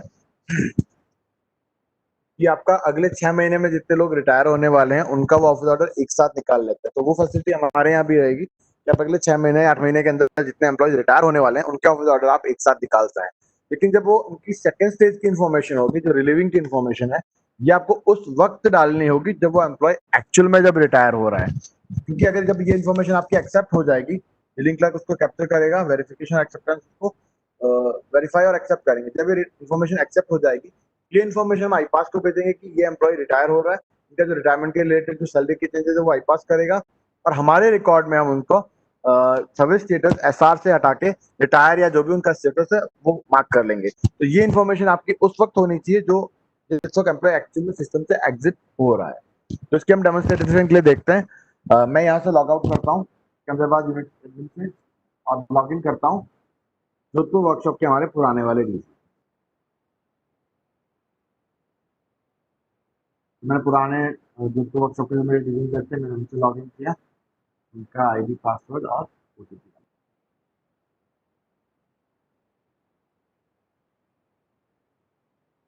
अब हमारे पास जो मेन्यू आइटम होगा वो हमारे पास है कि लेफ्ट साइड में हम जाएंगे ऑफिस ऑर्डर सेक्शन। इस बार हमारा जो मेन्यू है वो है एग्जिट ऑफिस ऑर्डर जनरेशन। तो हम यहाँ गए, न्यू ऑफिस ऑर्डर सेलेक्ट किया हमने, प्रोसेस हमारा सेम है, ऑफिस ऑर्डर नंबर डाला और गो पे क्लिक किया।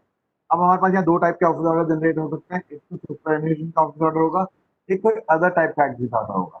तो सुपरएनुएशन के केस में उसका रीजन एक ही होगा सुपरएनुएशन, बट अदर एग्जिट के केस में हमारे पास मल्टीपल रीजन हो सकते हैं। मैं एक बार डेमो के लिए अदर एग्जिट खोल के आपको दिखाता हूँ।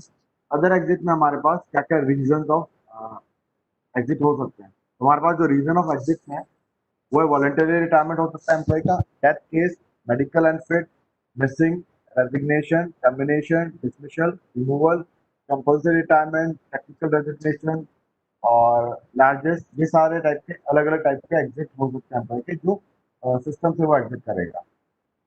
हम एक सुपरएनुएशन का एक केस लेके चलते हैं। सुपरएनुएशन का हम एक ऑफिस ऑर्डर बनाते हैं, बहुत कॉमन है सबके लिए। उसके मैंने अगेन ऑफिस ऑर्डर नंबर डाला, ऑफिस ऑर्डर टाइप सेलेक्ट किया। तो मेरा जो ऑफिस ऑर्डर का फॉर्म है जो अब तक सारे ऑफिस ऑर्डर में कॉमन था वही मेरा यहाँ पे रहेगा। टेम्पलेट मुझे सिलेक्ट करना होगा, तो मैंने एक टेम्पलेट सिलेक्ट किया एग्जिट का। मेरा एग्जिट का टेम्पलेट की डिटेल मेरे पास आ गई।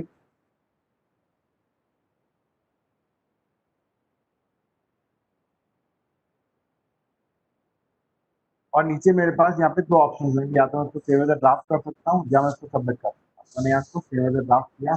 अब इस ऑफिस ऑर्डर में मुझे एम्प्लॉयज ऐड करना है, तो मैंने उसके लिए प्लस पे क्लिक किया और यहाँ मुझे उसका HRMS ID डालना है जिसे मैं इस ऑफिस ऑर्डर से अटैच करना है।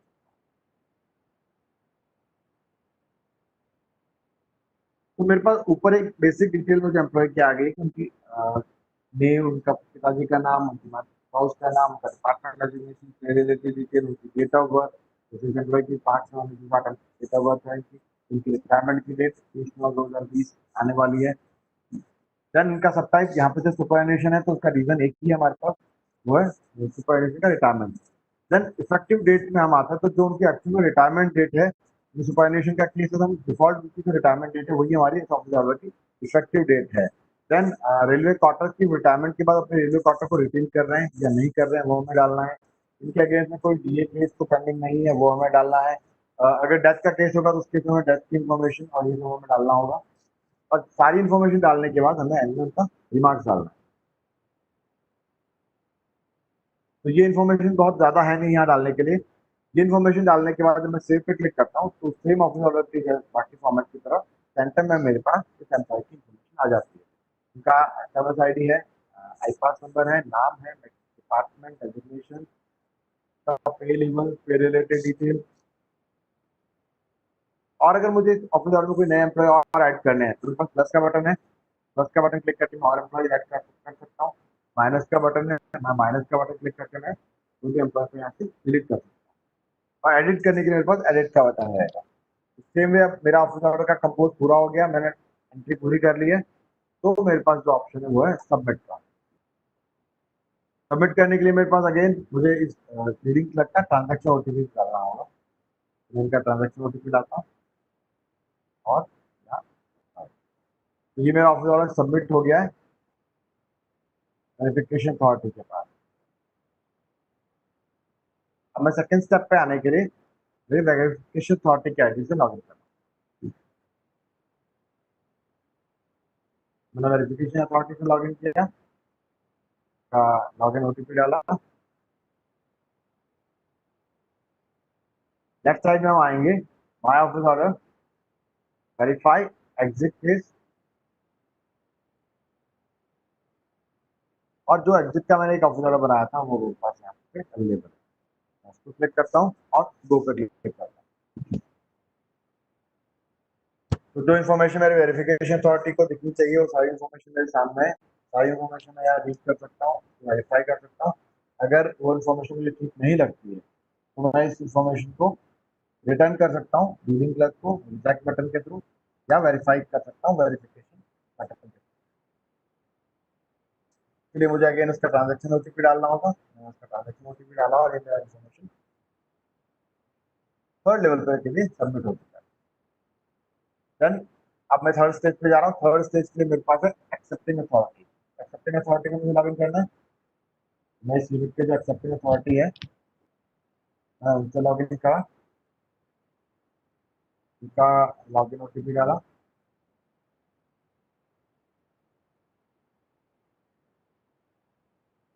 ऑफिस ऑर्डर सेक्शन में हम आएंगे, एक्सेप्ट एग्जिट ऑफिस ऑर्डर पे हम आएंगे, ऑफिस ऑर्डर नंबर सेलेक्ट करेंगे और मैं गो पे क्लिक करेंगे। सेम वे वेरिफिकेशन अथॉरिटी पे जैसे इन्फॉर्मेशन दिख रही है वैसे एक्सेप्टिंग अथॉरिटी को सारी इन्फॉर्मेशन दिखेगी। और यहाँ पे उनके पास दो ऑप्शन होंगे, या तो इस इन्फॉर्मेशन को रिजेक्ट करेंगे या इसको एक्सेप्ट करके डिजिटल साइन कर लेंगे। तो ऑफिस ऑर्डर का जो फॉर्मेट है मेरे सामने बाकी ऑफिस ऑर्डर की तरह ही है, वो मुझे यहाँ नजर आ रहा है। मैं यहाँ साइन डिजिटल पे क्लिक करता हूँ और yes पे click करता हूँ। मुझे अपने डिजिटल सर्टिफिकेट की जो इन्फॉर्मेशन है वो यहाँ मुझे डालनी है, पासवर्ड मुझे डालना है और साइन डिजिटल पे click करना है। मेरी जो पीडीएफ है वो यहाँ पे सक्सेसफुली साइन हो गई। तो वेरिफिकेशन के लिए मेरे पास ये इन्फॉर्मेशन आ गई। मैं ऑफिस ऑर्डर को वेरीफाई कर लेता हूँ कि जो साइन हुआ है उसमें क्या क्या इन्फॉर्मेशन मेरे पास थी। तो प्री नोट और पोस्ट नोट आपका नॉर्मल केस में जैसा होता वैसा था। सेंटर में उस एम्प्लॉय का नाम, पास नंबर, उनका एचआरएस आईडी, उनका डिपार्टमेंट डेजिग्नेशन, उनका बिल रेट, उनकी बेसिक पे रिलेटेड डिटेल, उनका date of birth, date of appointment, pensionable है या नहीं, उनका रीजन ऑफ एग्जिट और जो एक्चुअल में रिटायरमेंट वो यहाँ आनी चाहिए। ये इन्फॉर्मेशन आने के बाद मेरा ये ऑफिस ऑर्डर यहाँ पे डिजिटल साइन हो चुका है। मैं उसको रेफरेंस के लिए अपने पास फिल कर लेता हूँ। तो यहाँ आके हमारा जो एग्जिट ऑफिस ऑर्डर था, एग्जिट ऑफिस ऑर्डर का फर्स्ट पेज कंप्लीट होता है। अब सेकंड स्टेज पे जाने के लिए हमारे पास उसकी रिलीविंग इन्फॉर्मेशन को कैप्चर करना है। तो अगेन स्टेप वही है, 3 स्टेप है हमारे पास। रीडिंग क्लर्क उसकी एंट्री करेगा,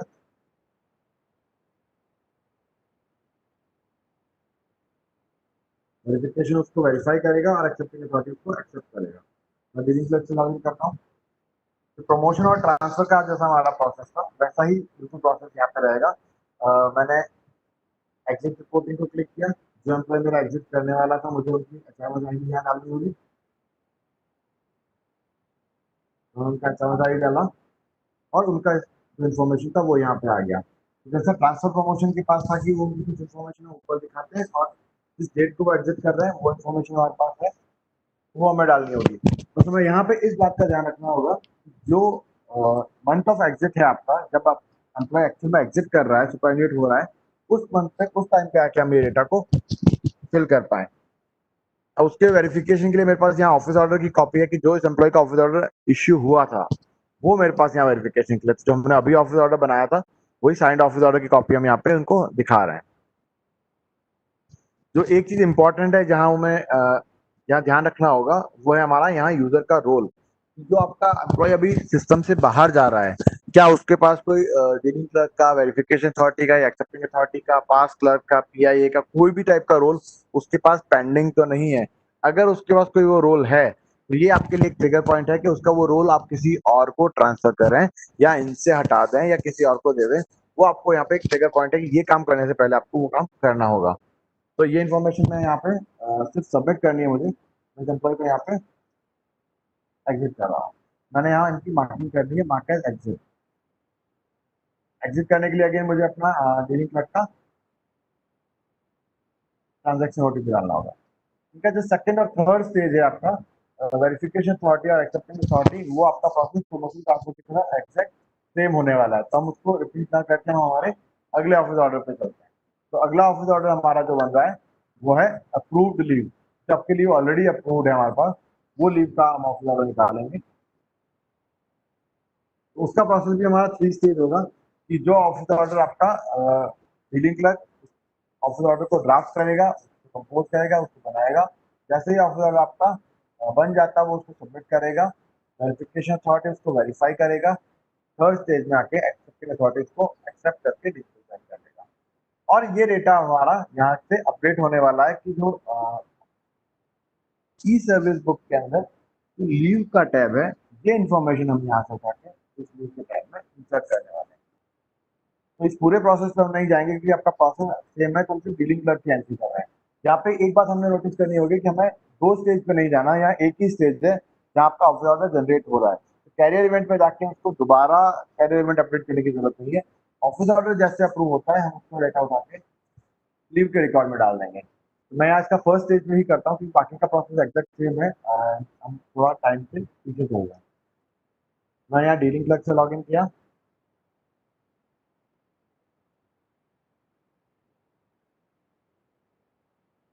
लॉग इन ओटीपी डाला,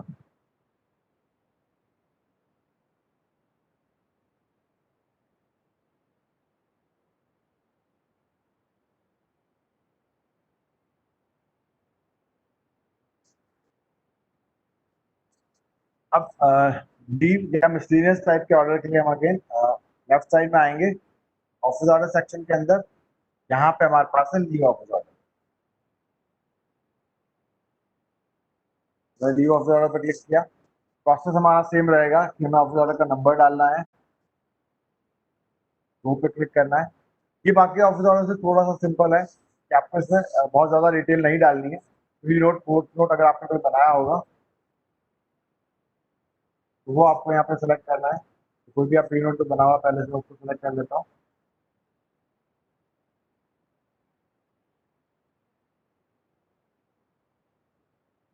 बीच में कोई टेम्पलेट नहीं, प्रमोशन कई टेम्पलेट यहाँ सेलेक्ट करना। जब इस टेम्पलेट में आप डेटा डाल देंगे तो आपके पास अगेन यहाँ सेव एज ड्राफ्ट का ऑप्शन है या सबमिट का ऑप्शन है। सेव एज ड्राफ्ट मेरी इस कॉपी को सेव कर लेगा। अगेन इंपॉर्टेंट पार्ट कि अगर मुझे इसमें एम्प्लॉय ऐड करना है तो यहाँ प्लस पे क्लिक करूंगा तो यहीं पे मुझसे उसकी एचएमएस आईडी पूछी जाएगी। तो मैंने यहाँ उसकी एचएमएस आईडी डाली तो उसकी बाकी डिटेल यहाँ पे आ चुकी है। अब मुझे टाइप ऑफ लीव सेलेक्ट करना है, किस टाइप का लीव इस ऑप्शन ऑर्डर में मैं डालने वाला हूँ। तो मैंने यहाँ जो भी लीव टाइप है उसको लीव टाइप सेलेक्ट किया। किस डेट से किस डेट तक की लीव आपकी अप्रूव हुई है वो मुझे यहाँ डालनी है। देन लीव का पहले का बैलेंस क्या था, वो मैंने यहाँ पहले का बैलेंस डाला, तो उसका आफ्टर बैलेंस मेरे पास यहाँ कट के ऑटोमेटिक आ रहा है। देन मुझे लीव को एक्सेलिया की लीव है या उसको कम्यूट करने वाला है या कैश करवाया है, ये डिटेल मुझे डालनी होगी। देन इनकी सैंक्शनिंग अथॉरिटी कौन है जिन्होंने ये लीव सैंक्शन की है। देन सैंक्शन डेट, ये लीव एक्चुअली कब सैंक्शन हुई थी और उसका रिमार्क। अब मुझे अगर और भी एम्प्लॉय ऐड करना चाहिए तो मैं यहाँ पे प्लस करके ऐड कर सकता हूँ। जितने एम्प्लॉय में ऐड करना चाहूँ या माइनस करके मैं उनको डिलीट कर सकता हूँ। ये सारा मेरा प्रोसेस हो गया। तो मेरा प्रोसेस हो गया, उसके बाद मैं यहाँ पे इसको सबमिट कर रहा हूँ। सबमिट करने के लिए अगेन मुझे इसका ट्रांजेक्शन ओटीपी चाहिएगा, रहिए सबमिट हो गया। आगे का प्रोसेस जो है इनका वो एग्जैक्ट सेम है, वही डेटा अब ये वेरीफाई अथॉरिटी आपका वेरीफाई करेगा, एक्सेप्टिंग अथॉरिटी इसको एक्सेप्ट करेगा, ये डेटा जाके ये सारा न्यू टाइप के अंदर अपडेट हो जाएगा। मैं इससे आगे चलता हूँ, मिसलिनियस टाइप का ऑफिस ऑर्डर। मिसलिनियस टाइप का ऑफिस ऑर्डर की फंक्शनलिटी इसलिए दी गई है कि ऑफिसर से कुछ ऑफिस ऑर्डर्स होते हैं जो हम एचएमएस सिस्टम से अभी नहीं निकाल रहे हैं। ये ऑर्डर कहीं भी से भी निकल सकता है, किसी भी टाइप के हो सकते हैं, बट वो ऑफिस ऑर्डर उनके लिए एसेंशियल है उनके सर्विस रिकॉर्ड में ऐड होने के लिए।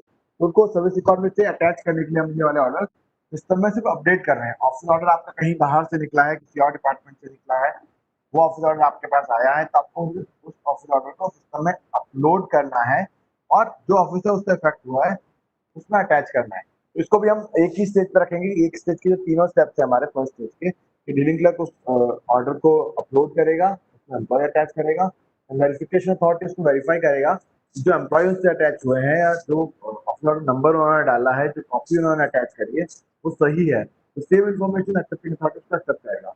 इस केस में हम ऑफिस ऑर्डर को डिजिटल साइन नहीं कर रहे हैं, क्योंकि जो ऑलरेडी ऑफिस ऑर्डर कहीं इशू हुआ है वो ऑलरेडी इशूड ऑफिस ऑर्डर को स्कैन कॉपी हम ले रहे हैं जो ऑलरेडी साइन है, साइन कॉपी को हम स्कैन कर रहे हैं और अपलोड करवा रहे हैं। तो इस स्टेज में हम यहाँ पे एक्सेप्ट नहीं करवा रहे। तो बहुत सिंपल सा प्रोसेस है और एक ही स्टेज में तुम्हें जल्दी से इसका डीलिंग क्लर्क वाला पार्ट देखिए।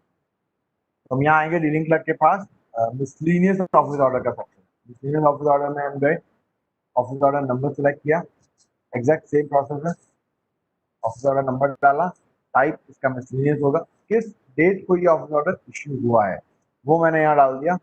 तो कोई ई ऑफिस का अगर कोई रेफरेंस नंबर है तो वो मैं यहाँ डाल सकता हूँ। देन उसकी कॉपी मैं यहाँ अटैच करने वाला हूँ। तो मैं एक डमी कॉपी यहाँ पे अटैच कर रहा हूँ की। तो मैंने एक पीडीएफ यहाँ पे अपलोड कर दी। ये ऑफिस ऑर्डर कहीं और से इशू हुआ होगा, मुझे उसको स्कैन करना है और यहाँ पे सिस्टम में उसको अपलोड कर देना है। देन सेकंड स्टेज आती है कि इस ऑफिस ऑर्डर से कौन कौन से एम्प्लॉय अफेक्ट हुए हैं, मतलब ये ऑफिस ऑर्डर मुझे किस किस एम्प्लॉय की एग्जीक्यूटिव एसआर के साथ या उनकी ई सर्विस रिकॉर्ड के साथ अटैच करना है, तो वो लिस्ट मुझे यहाँ पे डालनी होगी। उसका प्रोसेस भी सेम है, मैं यहाँ सिंपल प्लस पे क्लिक करूंगा, एचआरएमएस आईडी डालूंगा मैं यहाँ पे,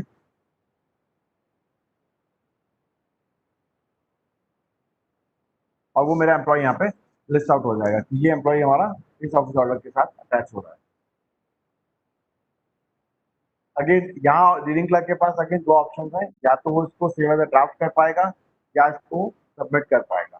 सबमिट करने के बाद वो ऑफिस ऑर्डर को एडिट नहीं कर पाएगा, वो अगले स्टेज में वेरिफिकेशन अथॉरिटी के पास चला जाएगा। मैं यहाँ पे एम्प्लॉय आईडी डाल रहा हूँ, तो एम्प्लॉय आईडी डाला मैंने इनका खुद का ही, तो एम्प्लॉय आईडी आ गया, उनकी डिटेल आ गई है, उनका रिमार्क्स मैं यहाँ ऐड कर सकता हूँ। और मुझे अगर और एम्प्लॉयज को यहाँ ऐड करने हैं तो मैं यहाँ पे और एम्प्लॉय आईडी है जो प्लस प्लस क्लिक करने के बाद उन एम्प्लॉयज को ऐड कर सकता हूँ। अगर कोई एम्प्लॉय डिलीट करना है तो मैं यहाँ पे माइनस कर सकता हूँ। अगेन दो ऑप्शन है, या तो उसको ड्राफ्ट करूंगा, उसकी ड्राफ्ट कॉपी सेव हो जाएगी, और अगर मैं सबमिट करूंगा तो सबमिट हो जाएगा।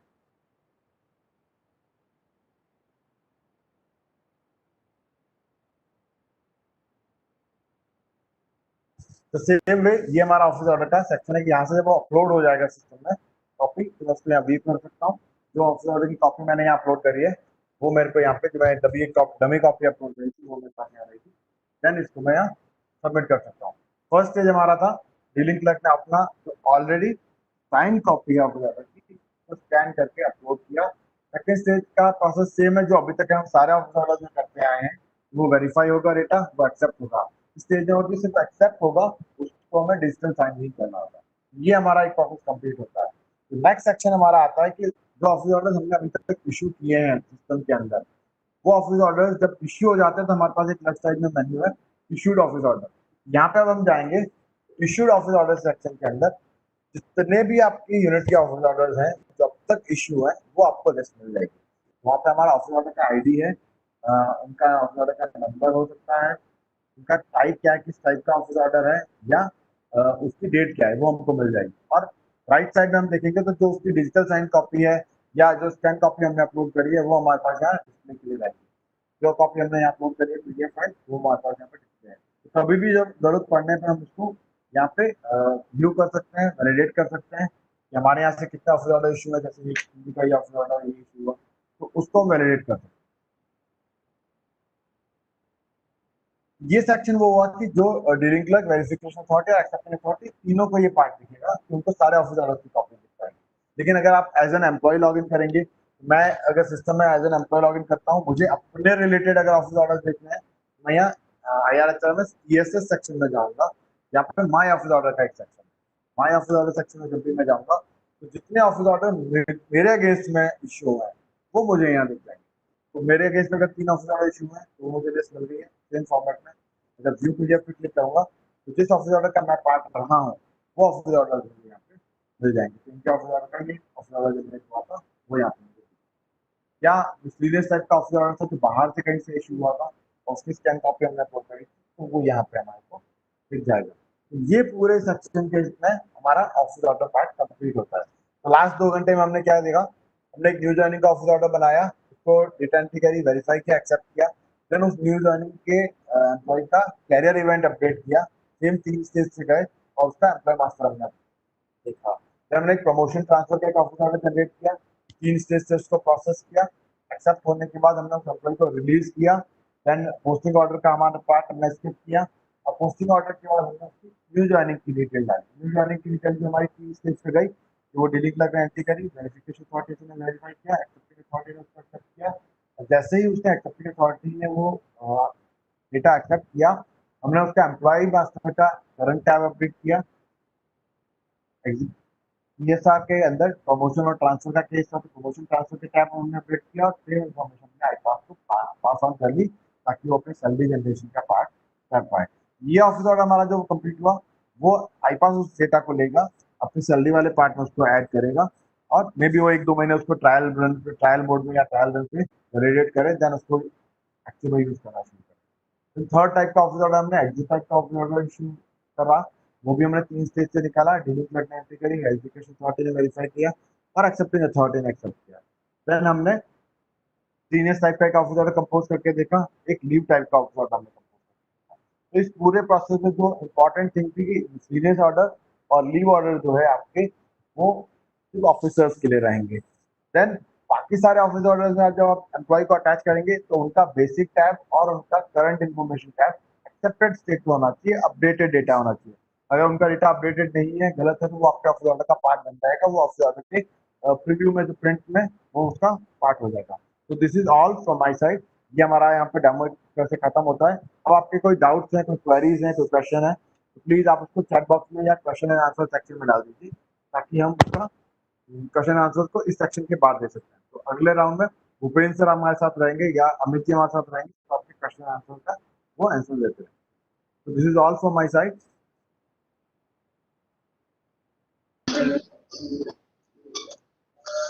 हेलो। हाँ, जो है आपके क्वेश्चन आंसर जो आपने अभी तक लिखे हैं, आप और चाहें तो आगे का आप लिख दीजिए।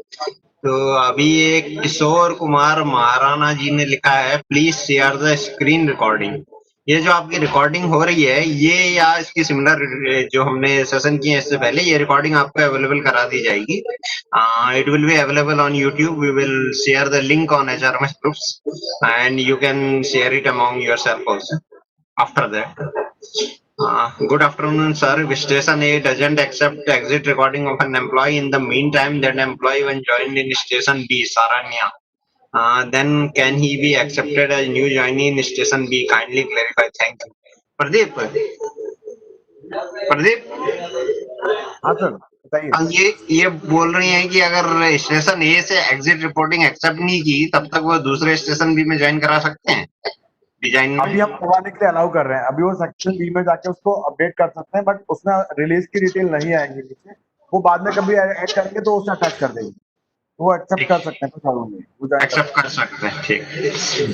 रघु, डजंट एक्सेप्ट का मतलब क्या, वो रिटर्न करेंगे? प्रदीप वो रिटर्न केस हो रहा है क्या? डजंट एक्सेप्ट नहीं मींस नहीं नहीं नहीं ये पूछ रही है भूपेंद्र जी कि अगर ए से एग्जिट को एक्सेप्ट नहीं किया तो स्टेशन बी में ज्वाइन कर सकता है नहीं, वो पूछ, तो वो कर सकता है। एग्जिट जो है हम सिर्फ रिलीज मार्किंग कर रहे हैं कि आपका एम्प्लॉय यहाँ रिलीज हो चुका है, क्योंकि उनका ट्रांसफर ऑर्डर ऑलरेडी निकल चुका है और पोस्टिंग ऑर्डर भी निकल चुका है, तो पोस्टिंग ऑर्डर के अगेंस्ट वो दूसरी लोकेशन पे ज्वाइन कर पाएंगे, पोस्टिंग ऑर्डर के अगेंस्ट वो ज्वाइन कर पाएंगे। रघुपत, रोनी, श्रीनिवास राव, इन्होंने तो कुछ लिखा नहीं है, डब्बा डब्बा आ रहा है। क्वेश्चन एंड आंसर में लिखा है किसी ने। प्रदीप ना पहली जगह से रिलीज हुए दूसरी जगह अलाउ नहीं करना है, इसका ध्यान रखना। हाँ ठीक है सर, उसको ब्लॉक कर लेंगे हमेशा, अदरवाइज वो आदमी दो जगह पर रिलीज हो जाएगा। जैसे मान लो किसी ट्रांसफर हुआ, उसने यहाँ से रिलीज दूसरे का ज्वाइन कर लिया, यहाँ से उसका रिलीज होना जरूरी है ऑफिशियली यार। ओके ठीक है sir, has to be linked, please link the link please. So, Kanchan Guha, question and answer. Sir, may I get the user manual, please? Yes, user manual will be shared in the HRMS group. You can get from there. DPO Khurda, is there no provision to cite reference letter, office order in office order? Actually, these are not letters; these are office order. In this reference letter, if you can want, you can put it in pre-note. Pradeep अभी तो नहीं है ना reference letter का जगह? हमारे पास है reference letter का, जो ई ऑफिस से अगर कोई लेटर आता है हमारे पास, उसका एक रेफरेंस का नंबर डालने का हमारे पास ऑप्शन है, उसमें कुछ भी डाल सकते हैं नंबर, कुछ भी वो डाल सकते हैं। वो प्रिंट ऑफिस ऑर्डर जब प्रिंट होगा तो उसमें भी वो सेक्शन मेंशन होगा। it will be shown DPO Khurda. It is available. Prasanjit Roy, your voice is breaking. Sir, please say regarding leave office order. Leave office order DAS 49254. Actually, this is only for gazetted employees. It is not for non-gazetted, and it is being used in some railways as we have learned. So those people can use it. Others can also use if they want for gazetted people.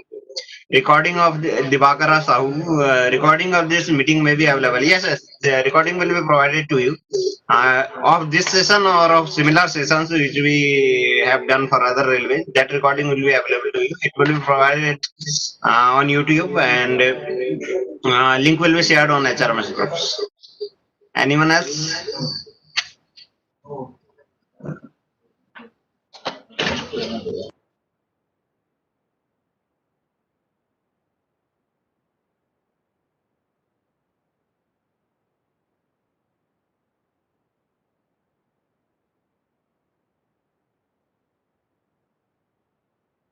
Verified through the records of income tax department. Tushar Gandhi CPO साहब ने लिखा है. No sir, this PAN number is not verified through the records of income tax department, but we don't allow duplication. So if it has been entered once, it is available in our system, it will not be allowed. Will accepting authority be required to see physical documents? Yes sir, that can be done in their as per the practice. If he wants to see the physical document, he can see. After that, he can upload the order. नहीं कुछ और लिखा था, ये तो बोल दिया। और फॉर ट्रांसफर नहीं, ये for transfer and instruction is issued by field department. How will this be linked into the module? Instruction तो मैं तो समझ नहीं आया, उनको बात करा दो सर से है लॉग। और नीचे एक बार दिखाई public. Is there are only two levels like OS and SPOG? Provision for only one step verifying and accepting may be extended. क्या करेंगे? वैसे जगहों पे DC और VA DC will be the same. ऐसा वर्कशॉप होता है, जैसे वर्कशॉप में के लिए एक पर्सनल ऑफिसर है, इसके अंदर मान लीजिए एक चीफ OS या OS है. DC and VA can be merged always. DC and VA, both the role can be played by same staff. Okay. Okay ठीक है, मतलब कोई दो लेवल मर्ज करना पड़ेगा, because otherwise it will not be possible. Sir officer का एक role तो होना जरूरी है सर, क्योंकि बिल्कुल है एक रोल. हाँ वही एक रोल तो देना है.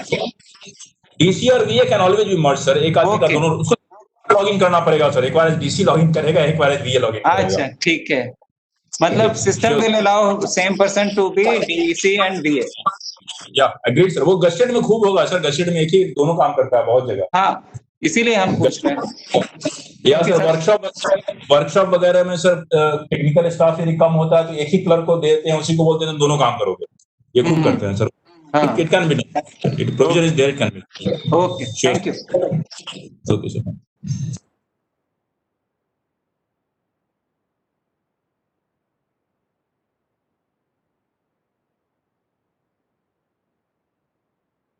तो अमित, आर वी थ्रू?